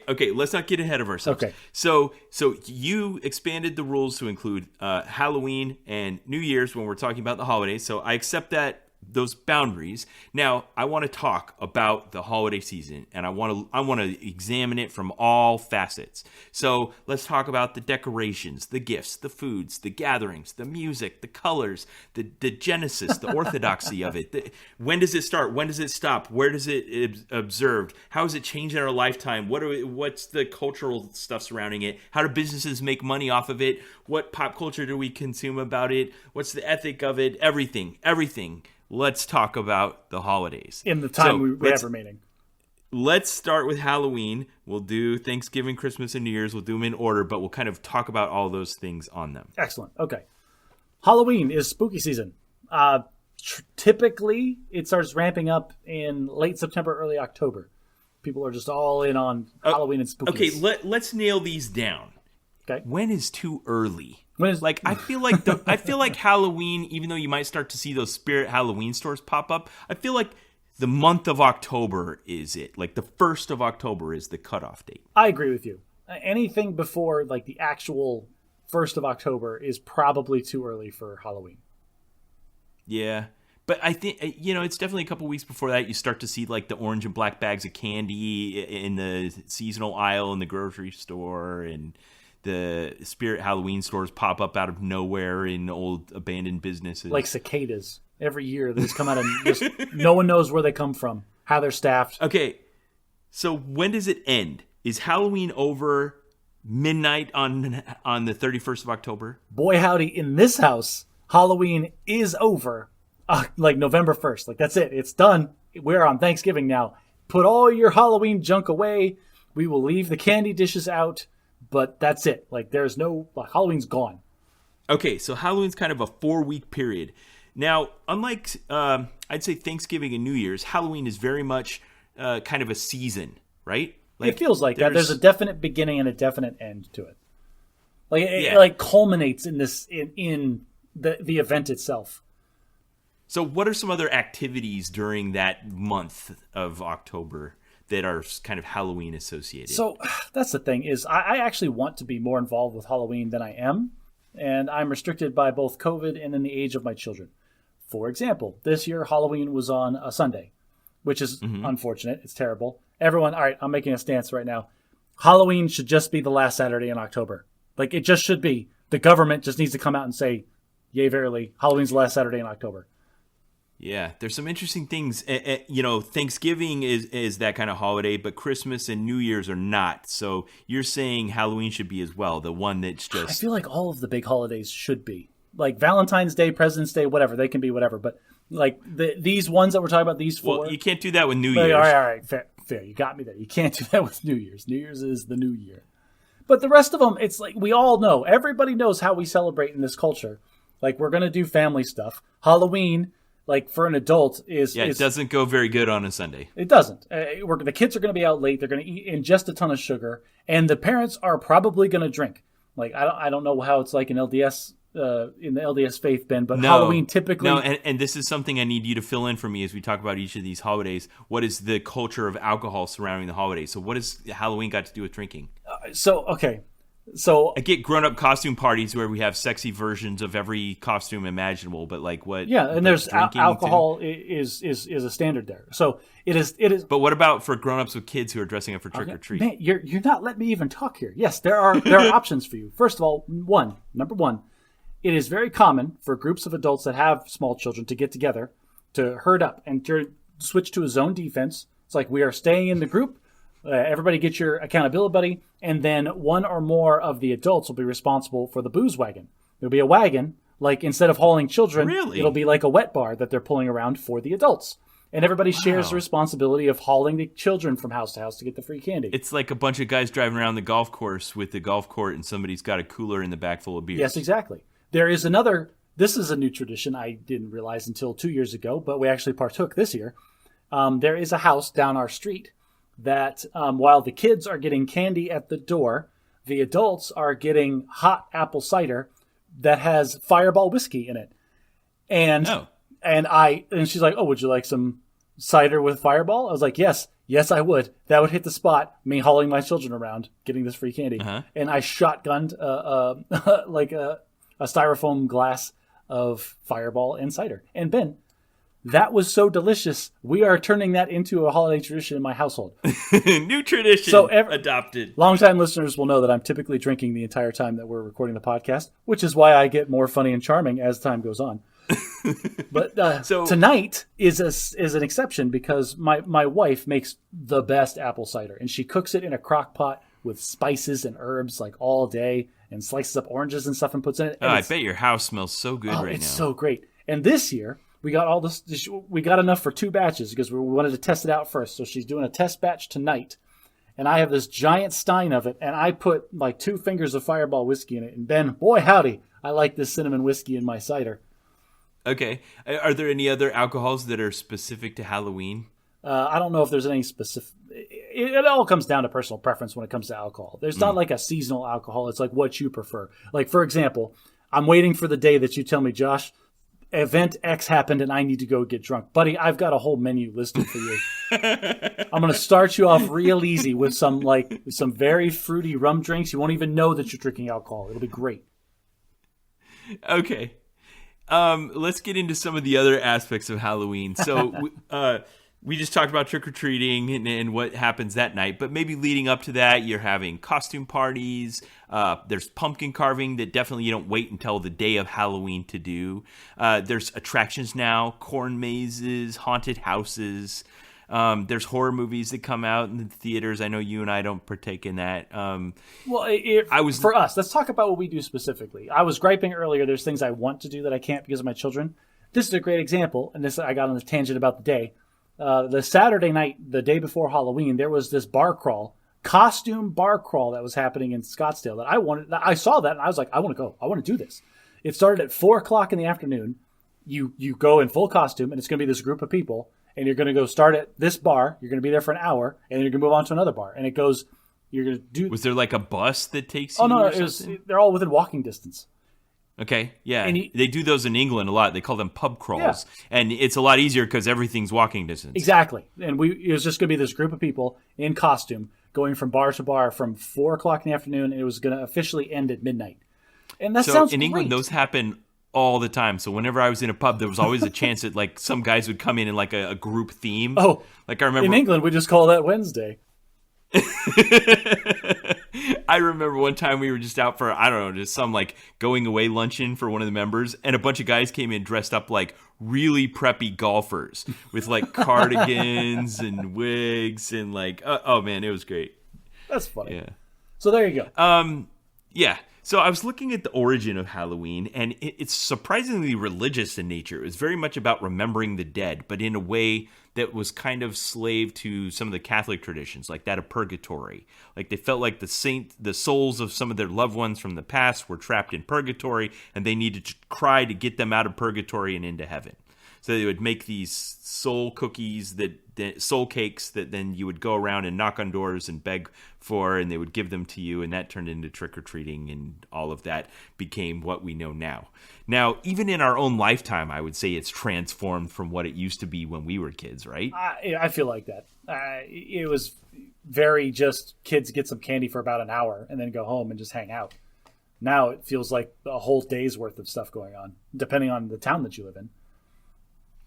Now, one fascinating thing I found out is that pumpkins, which are native to the United States, weren't originally part of this tradition, but they did make jack-o'-lanterns in turnips. Oh. So I found some really gruesome pictures of like turnips turned into lanterns, but the flickering candle inside is supposed to represent the soul inside of a physical body. And the term Halloween, hallow means to make holy, and evening evening. So it's weird that it's become like this macabre, devilish holiday when it was originally about remembering the dead and remembering saints of the past. I was just going to say, you're sucking all the fun out of my boozy candy holiday. Okay, well, let's talk about the foods. What are the foods of Halloween? Candy. Candy? Pumpkin seeds. We've got a ton of pumpkin seeds. Pumpkin seeds, pumpkin pie, caramel apples. Are there any candies that you would never consume any other time than Halloween? Candy corn. Hands down. Yes, candy corn. Totally. We're skipping. Like, we're talking about all this crap about Halloween. We haven't talked about the thing that you do for Halloween, and that is, what's that? You get dressed up and you go out and get free candy from strangers. Like, you tell your kids all year, don't ever accept anything free from anybody because they're trying to get something from you. Except tonight, you're going to dress up like a fool and you're going to try to fleece these people for every piece of candy they've got. Yeah. So, how do businesses make money off Halloween? What? Wait. Yeah. Hang on. We haven't done an episode since Halloween, and I have not gotten to talk about how awesome our costumes were this year. Oh, great. I think that's a great time for this. Listeners, if you're listening to this and you want to see how awesome Josh's costumes were, he's about to describe them. I will put his photos that his family took of their truly amazing, breathtaking costumes in the photo album that I put up for each episode on our Facebook page. So businesses make money on me from Halloween because I buy all kinds of nonsense to make elaborate costumes. And I don't know when this started. It happened after we had kids, because before we had kids, we didn't do Halloween. We just handed out candy to the local riffraff. Now that we have kids, we have to take them trick-or-treating. And I think the first year was when my wife was still pregnant with my daughter, and my son was a monkey. We dressed him up as a monkey, and then I dressed up as the man in the yellow hat. Oh, nice. So I remember this. I had to buy a yellow shirt, and we made some yellow sweatpants, and I did Curious George and the man in the yellow hat. Yes, and everybody, my son would walk up to the door all toddling, like, "Oh, what are you supposed to be?" And then I'd round the corner like, "Oh, he's Curious George. That's the man in the yellow hat. It's perfect." And that was the genesis. Thus began the family tradition of group costumes. And every year since then, we've done a group costume. We were Futurama, all the Futurama cast one year. One year I do we not went remember that split, and my wife and my daughter were My Little Ponies, and me and my son were Ninja Turtles. Okay. We did a year where my wife and I were Stormtroopers, and my daughter was Darth Vader, and we escorted her around all night. That was super fun. I feel like this is one area in which you and Nicole really maximize having children. So I talked about, back in June, we had just made the decision for the costumes. And, you made fun of me, "Oh, that's an important decision." I'm like, yeah, we barely have enough time. Then I was working on the costumes for this year right up to the day. The day of Halloween, we were putting the finishing touches on the costumes. And so this year we were characters from one of my favorite games, Hollow Knight. And so we made custom foam helmets to make everybody's head look like the bugs that are in that game. Those are such abstract, cell cartoony looking things. How did you turn that into real life?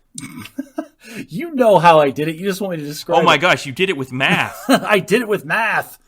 No, I had reference art that I was measuring with calipers to get the exact millimeter size, and then I would measure the actual size of the helmets that we were going to wear, and then I would get a transition ratio so I could scale everything up for each individual person from their reference art. But you had to adjust it. It couldn't just be perfect. Mine. So everybody was basically on point, but mine, if I had made mine to scale, Ben, I would have been wearing a helmet that itself was 6 feet tall. And you're already 6 feet tall, so that would have caused problems. So I did have to scale that one down. So I was only a sum total of 9 feet tall as I was walking around the neighborhood, which I still had problems with the trees. I had to walk out in the middle of the street multiple times to clear low-hanging branches. You did a good job of scaling it down, but it still looked exactly like what you were going for. We hands down, every house we went to said, "Oh man, you guys' costumes look amazing. You have one Halloween, but we have no idea what you are." There was one kid walking around in a Master Chief costume that goes, "Oh, Hollow Knight, that's awesome." And my wife and I that's it, we win, high five. One person knows who we are. Mission accomplished. Yeah, we had a few years where just like only one did, but if that one feels so rewarding. It does. We dug deep for this Halloween. I don't know how we're going to top it next year. Yeah, wow. Well, I don't know. I was kind of partial to the you guys were all Mandalorians, but yeah. Mandalorians were a very good costume. That was one of my favorites. Yeah, I walked around with my fists balled like I was the toughest guy in the street. Like, it was great. Does your family have any movies that you watch that are Halloween specific? Not really. There's not a lot of we do big on the costumes. But as far as other traditions go, my wife is getting more and more into decorating for Halloween. So every year our porch where we leave the candy and the treats out for the kids is getting more and more elaborate. And she likes doing that. So there's more stuff that we're accumulating for decorating for that. And then as far as movies go, the only thing that I can throw out there is The Nightmare Before Christmas.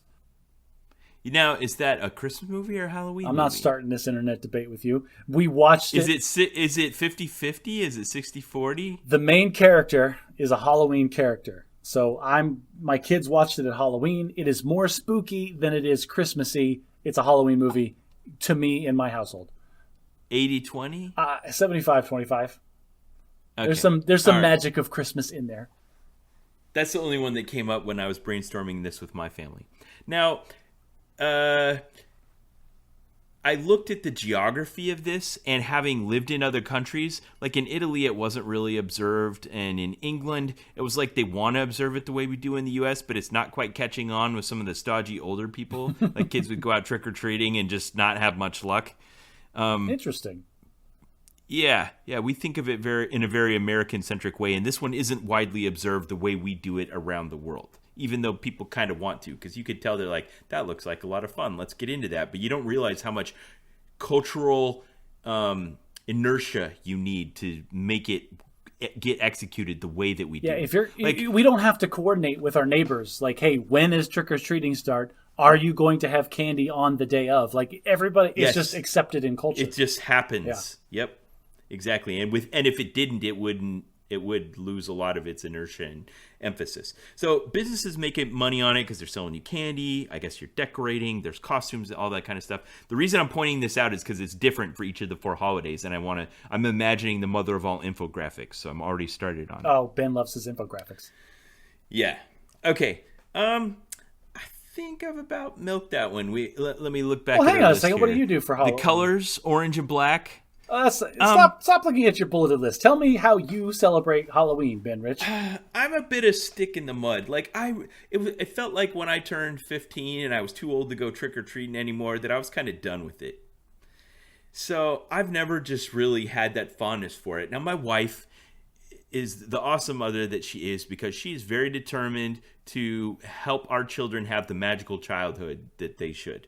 And so she goes to great lengths to make them elaborate, beautiful, awesome costumes. I'll go to the parties. I'll answer the door for the trick-or-treaters, but I'm not going out of my way. Except one year when my second son was 7 years old.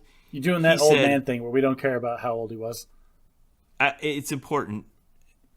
That's why I focus on the detail. He was 7 years old, and he says, he would always come up with weird things he wanted to be. Like one year he said he wanted to be a garbage. So she took a garbage can, cut the bottom of it, put like a banana peel and some rubbish on him, and then he poked his head out of it and he was a garbage can. The year before that he was the world. He wanted to be the world, so she made him like a globe with a map on it, and he was the world. Nice. Well, this year he said he wanted to be a toilet.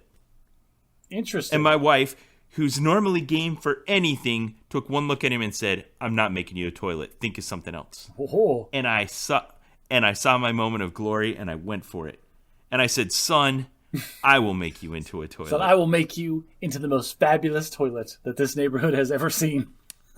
So I went and I built a frame out of lumber that could hold the structure of a toilet, and then I wrapped it in cardboard and painted it white. And then I went to the hardware store and I bought a flush handle, a toilet paper dispenser, and a seat. and I installed it on this apparatus so that in the end, he was in the tank, the reservoir, with his arm sticking out the sides, and under his left arm, he had a toilet paper dispenser with toilet paper flapping in the wind, and in front of him, he had the bowl with the lid on it that you could lift up, and then there was a bag there, and you could throw the candy into the toilet bowl. That's outstanding, and it must have weighed 80 pounds. It was really heavy, and he loved it. He couldn't bend over. It was fabulous. I put it on Reddit, and somebody picked it up on the Chive, and it went ultra viral on the internet. I think it got tens of thousands of hits that year. That's awesome. Yeah. So that was my moment of glory. But usually building the costumes is Mom's glory, and she does great. This year she did some fabulous ones. I'll put some photos in the Facebook photo album. You just reminded me of some childhood trauma I had one year. Like I was in elementary school, and my dad made me this awesome killer robot costume out of like actual electronics and things that are all glued together. Now, here's the thing. The night that I went out trick-or-treating, two things happened. One is I won the school costume contest because it was that awesome. But we had glued a bunch of like little electronic parts and stuff to my arms with like clear glue, and it was no big deal. We just like peeled it off afterward. But then he went to the hardware store and bought the really good stuff for like the night of, and the chemical compound was a little bit different, so I got like a second-degree chemical burn on my arm from it. Like I had a full forearm bandage for a couple of weeks after that. Like he felt terrible. But then also the other thing was I couldn't bend my legs. Like I had real bendy stuff for my arms, but my legs were just solid steel tubes, and so I couldn't bend my knees at all. And I was walking stiff-legged, and I fell over like 3 or 4 times, and I couldn't move, and I couldn't keep up, and it was awful that whole night. But like just you talking about making your son the costume, like holy crap. I also made my son a terrible costume the first time I tried to make something from scratch. When the year we were Futurama, I made him a really bad Bender costume that looked good, but he couldn't move in it and ended up taking it off after 10 minutes because it was uncomfortable. And I feel like every dad has to go through this phase of like, I can rip out a costume, no problem. And you don't put enough time or effort or thought or consideration into it. You make something that weighs 80 pounds or the kid's legs can't bend or it's super uncomfortable. And then you have to rededicate yourself like, I need to spend a lot more time thinking about this and do it better in the future. Or you give up entirely and never do it again. Yeah, but this isn't just to dads and Halloween. I just watched Daredevil with Ben Affleck back in like the late 90s. That movie's terrible. And I read some quotes about him, and he vowed never to play another superhero. Ben, I hate to break it to you, but your Batman was terrible. He vowed to never play another superhero because of the same kind of problems. You got professional costume designers that were erring on the side of what looks cool, but it was really, apparently he couldn't turn his head, and it was uncomfortable and hot and horrible. And so, and then you spend hours upon hours in this costume, and yeah, it sucks. Not to mention he couldn't see. Not just our problem then. Yeah. So we've had some great hits. I remember one year we did all of the characters. We had Mario and Luigi and Peach, which is awesome. We had a couple of like different color Zeldas and Princess Zelda. I mean Link's and Princess Zelda. Thank you for correcting me. We did one year. My wife did her and all the girls were the characters from Despicable Me 2. All the female characters. That was fantastic. Yeah, we've had some great family theme ones, but notice I'm not in any of those, but you're always in yours. So that's my role. I'm the stick in the mud. Boo, stick in the mud. All right. We're never going to get through all of these in the time that we have left. Well, I have an idea because I can see the pace that we're on. We're only going to get through Halloween and Thanksgiving this episode, so I think we're going to need to leak over to episode 60, and then we'll do Christmas and New Year's maybe for the next episode. Okay, that works for me. Okay, so let me see if there's anything we missed on Halloween. I think we got all colors, geography, television specials, Charlie Brown and the Great Pumpkin, all that kind of stuff. Let's move on to Thanksgiving. Okay, so Ben, in my mind, Thanksgiving is the premier holiday of the holiday season, and you're not gonna change my thoughts on this because Halloween is fun. Halloween is like ramping up into the holidays, and it's just spooky fun.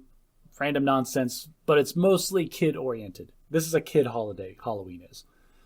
Adults derive fun from it. Like, for example, some people have fun dressing up like I do because I don't get to wear costumes as a grown man at any other time unless I'm with kids trick-or-treating. And then, like, my father and my brother are big into creating big, elaborate scenarios where they get to scare children. It's diplomatic immunity for acting childish. There you go. So that's Halloween. Halloween is childish fun. Thanksgiving is adult fun. Like, what are we going to, like, what is the idea of a holiday for you? Oh, you know what? Let's do it on a Thursday so you can easily justify taking Wednesday and Friday off because there's no reason not to do that. Like, that's... Keep going. You're on a roll. Let's make this like an abstract holiday so people can apply whatever meaning they want to it, and it doesn't matter. And that's centered around having a ginormous meal of food that otherwise, like, what would be the point? Like, let's come up with an excuse to make 5 people slave in a kitchen all day to make all of the best food for everybody. Just because they're never going to make like a meal like this at any other time of the year. So let's just go whole hog on it. And you know what? On top of it, let's have a football game. Just make sure that there's a game on right in the middle of the day on a Thursday. Yeah, just for everybody to watch and enjoy the whole time. Yeah, but then they screwed it up and they said, and every year let it be the Detroit Lions. Is that true? Is it always the Detroit that plays on Thanksgiving? It's always the Detroit Lions. I mean, let's look it up. I'm looking it up right now. You talk. All right, so I love Thanksgiving. And the historical significance, they teach you that in elementary school about the Pilgrims and the Indians coming together and forming a society. Yeah, yay! Like, that's wonderful. Whatever. Like, you can justify it however you want. The idea behind it now, the cultural idea, is we're going to have this large meal, and we're all going to take a second, and we're just going to recognize what we're thankful for. And hopefully, everybody, one of the things that people are thankful for is the fact that we can all afford this ludicrous amount of food every year for this holiday. So it used to only be one game on Thanksgiving Day. Now the NFL has just really capitalized on it, and they do like 2 or 3. But the very first one on Thanksgiving Day this year, Thursday, November 25th, Chicago Bears at Detroit Lions. I don't even care if that's false. That's truth for me. Like, the Detroit Lions always play on Thanksgiving now. That is coded in my brain. I don't know when this happened, but a few years ago I made Thanksgiving dinner, and I found that I really enjoyed doing it. And so being the cook. Being the guy, yeah. I personally now derive a ton of fun and excitement from planning and executing this enormous meal for my loved ones. Do you do all the insanity like frying a turkey is? No. I prefer to smoke my turkey. Now, smoking a turkey isn't the same as smoking a brisket. It doesn't take as much time, but it still takes like 6 to 8 hours of commitment, like, to get it done properly. Wow. Do you have that seems like it would require a very specialized appliance. If like a steel or a really big hole in the ground. My parents had a smoker in their like a charcoal smoker in their garage for like 10 plus years or something, and then they gave it to me as a Christmas gift probably 4 or 5 years ago, and I have used it for every major holiday since then to smoke elaborate giant chunks of meat. That does sound yummy. I also do, for people that don't want like smoked turkey. Personally, me, I love the turkey that I make in both flavors, but I'm a dark meat kind of guy, and I really enjoy having turkey legs.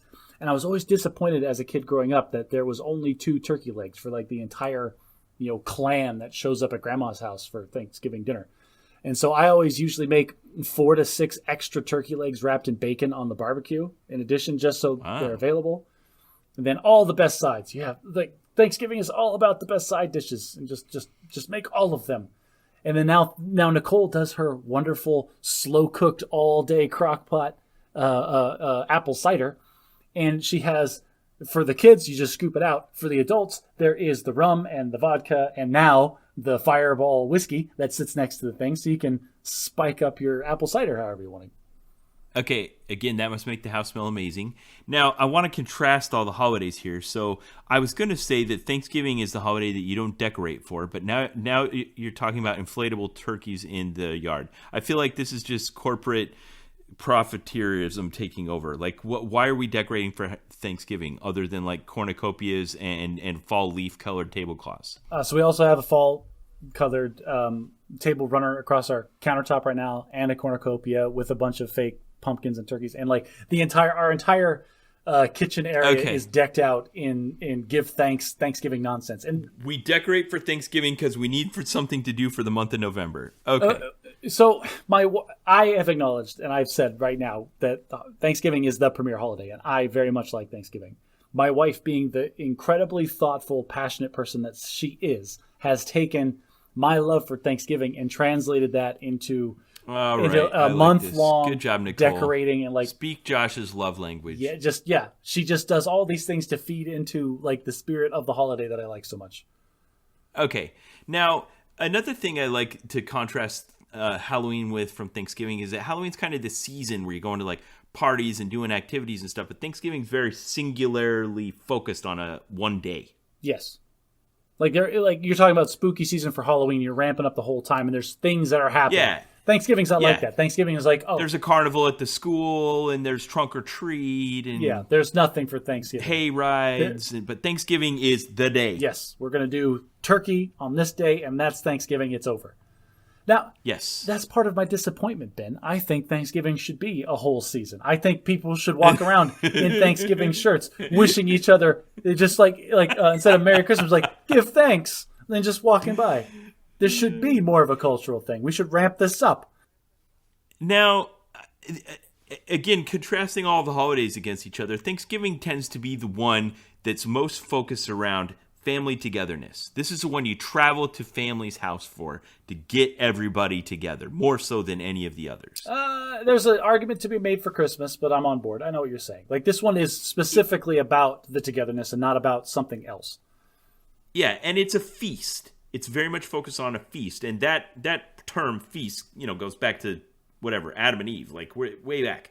The idea of getting together and enjoying a bounteous partaking of a meal together. A smorgasbord. Does it have music? We were asking some of these questions, and like, I don't know if are there Thanksgiving gifts or Thanksgiving music. So I consider Thanksgiving gifts. Anybody that's not the main meal preparer, they need to bring something. Like, and I will hand out minor tasks to people that are coming over. Like, if you are going to come to Josh Fleshman's Thanksgiving dinner, okay. I might assign the gifts are potluck. A little bit, yeah. It's like, hey, bring the rolls. Bring your rolls. Do a spin on rolls. If you want to bring them like just dough roll, like the dough, and we'll bake them in the oven, that's fine. If you want to bring them like in a basket that's like steaming with the freshness coming off or whatever, like you do you. But like your task is to bring bread to this meal. Okay. I like that. So the gifts, it's focused on a feast, and the gifts are a gift of food. Now, I realize something that maybe has diminished in our lifetimes is the emphasis on a Thanksgiving Day parade. Have you ever participated in one, or did you used to watch it on TV? No, we always had a different tradition in my family. Like, I remember watching it on TV, and my wife tries to pull it up on TV in Thanksgiving here, but we always... Yeah, the New York Macy's Day Parade that started 100 years ago. So we do turkey trot. Have you ever heard of that? Yes, that's a good one. Let's talk about that since we're talking about activities now. It's like we want Thanksgiving to be more like the other holidays, so we're trying to find activities to add on to it. So turkey trot, the day of Thanksgiving or the day before? Day of. It is on Thanksgiving Day. Like they're all over. Like, look it up. This is a thing.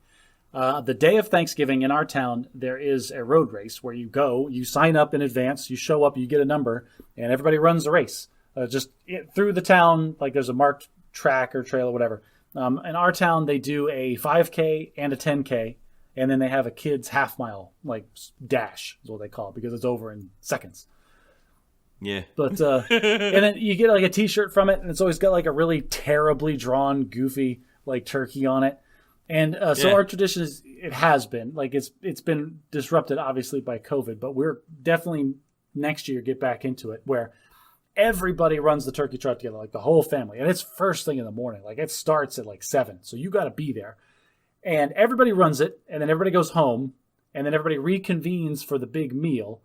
And everybody wears the turkey trot shirts. They have since washed them, and everybody's wearing the same shirt from the race. That's part of our tradition.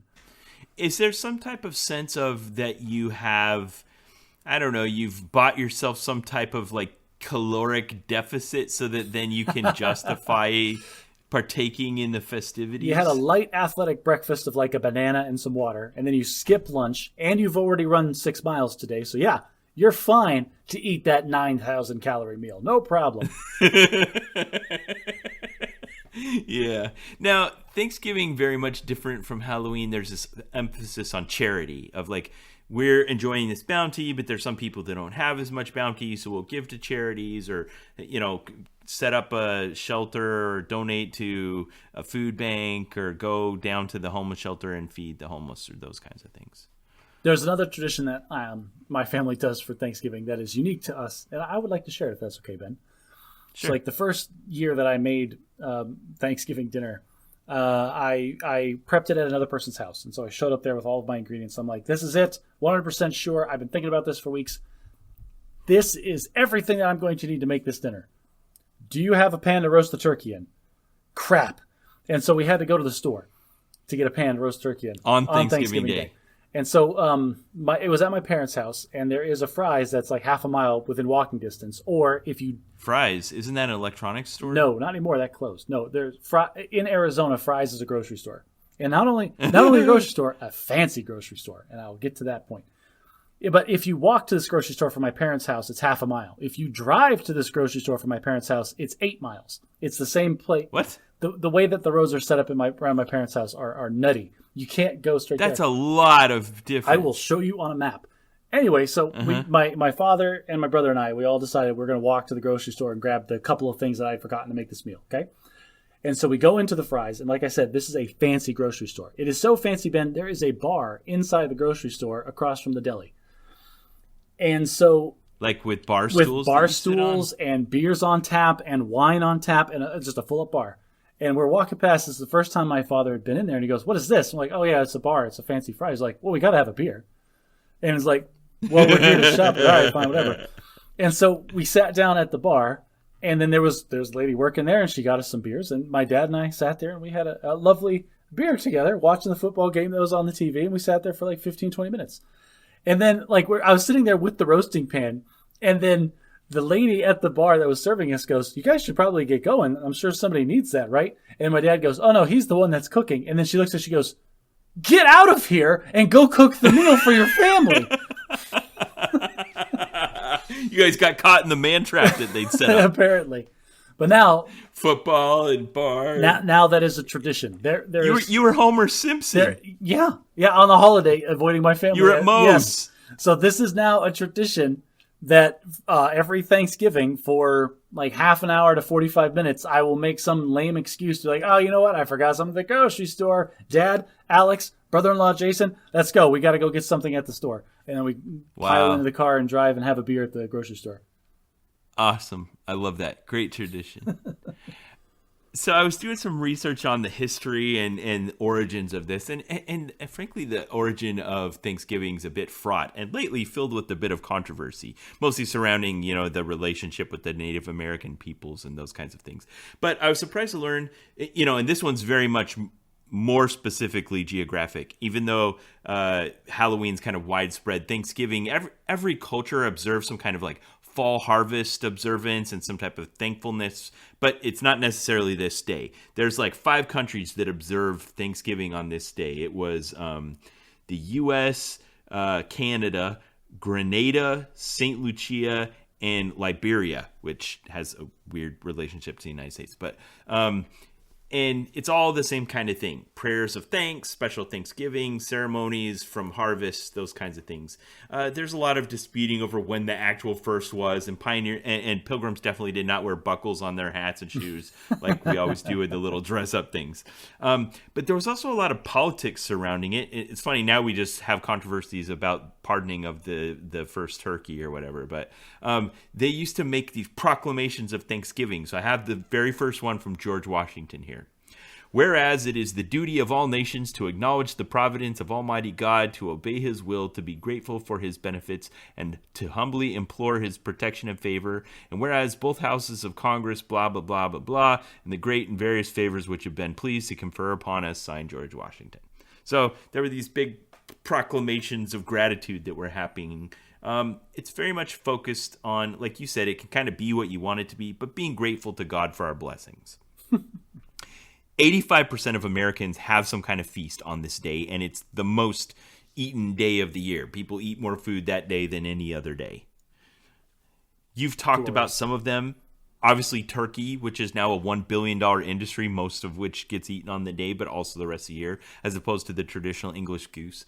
Corn, potatoes and gravy, all the seasonal vegetables that would come to harvest at that time of year, although we're much less dependent on the cycles of our food than we used to be a long time ago. Oh, are we talking about how the fact that all of these like fall and winter holidays are just an excuse for people to not go stir crazy while they're locked in their Northern European houses during the snow and the plow, and like the harvest is already in, so there's no work to do, so everybody just hates each other, sitting in the house like it's COVID lockdown 24/7. Let's make up a holiday.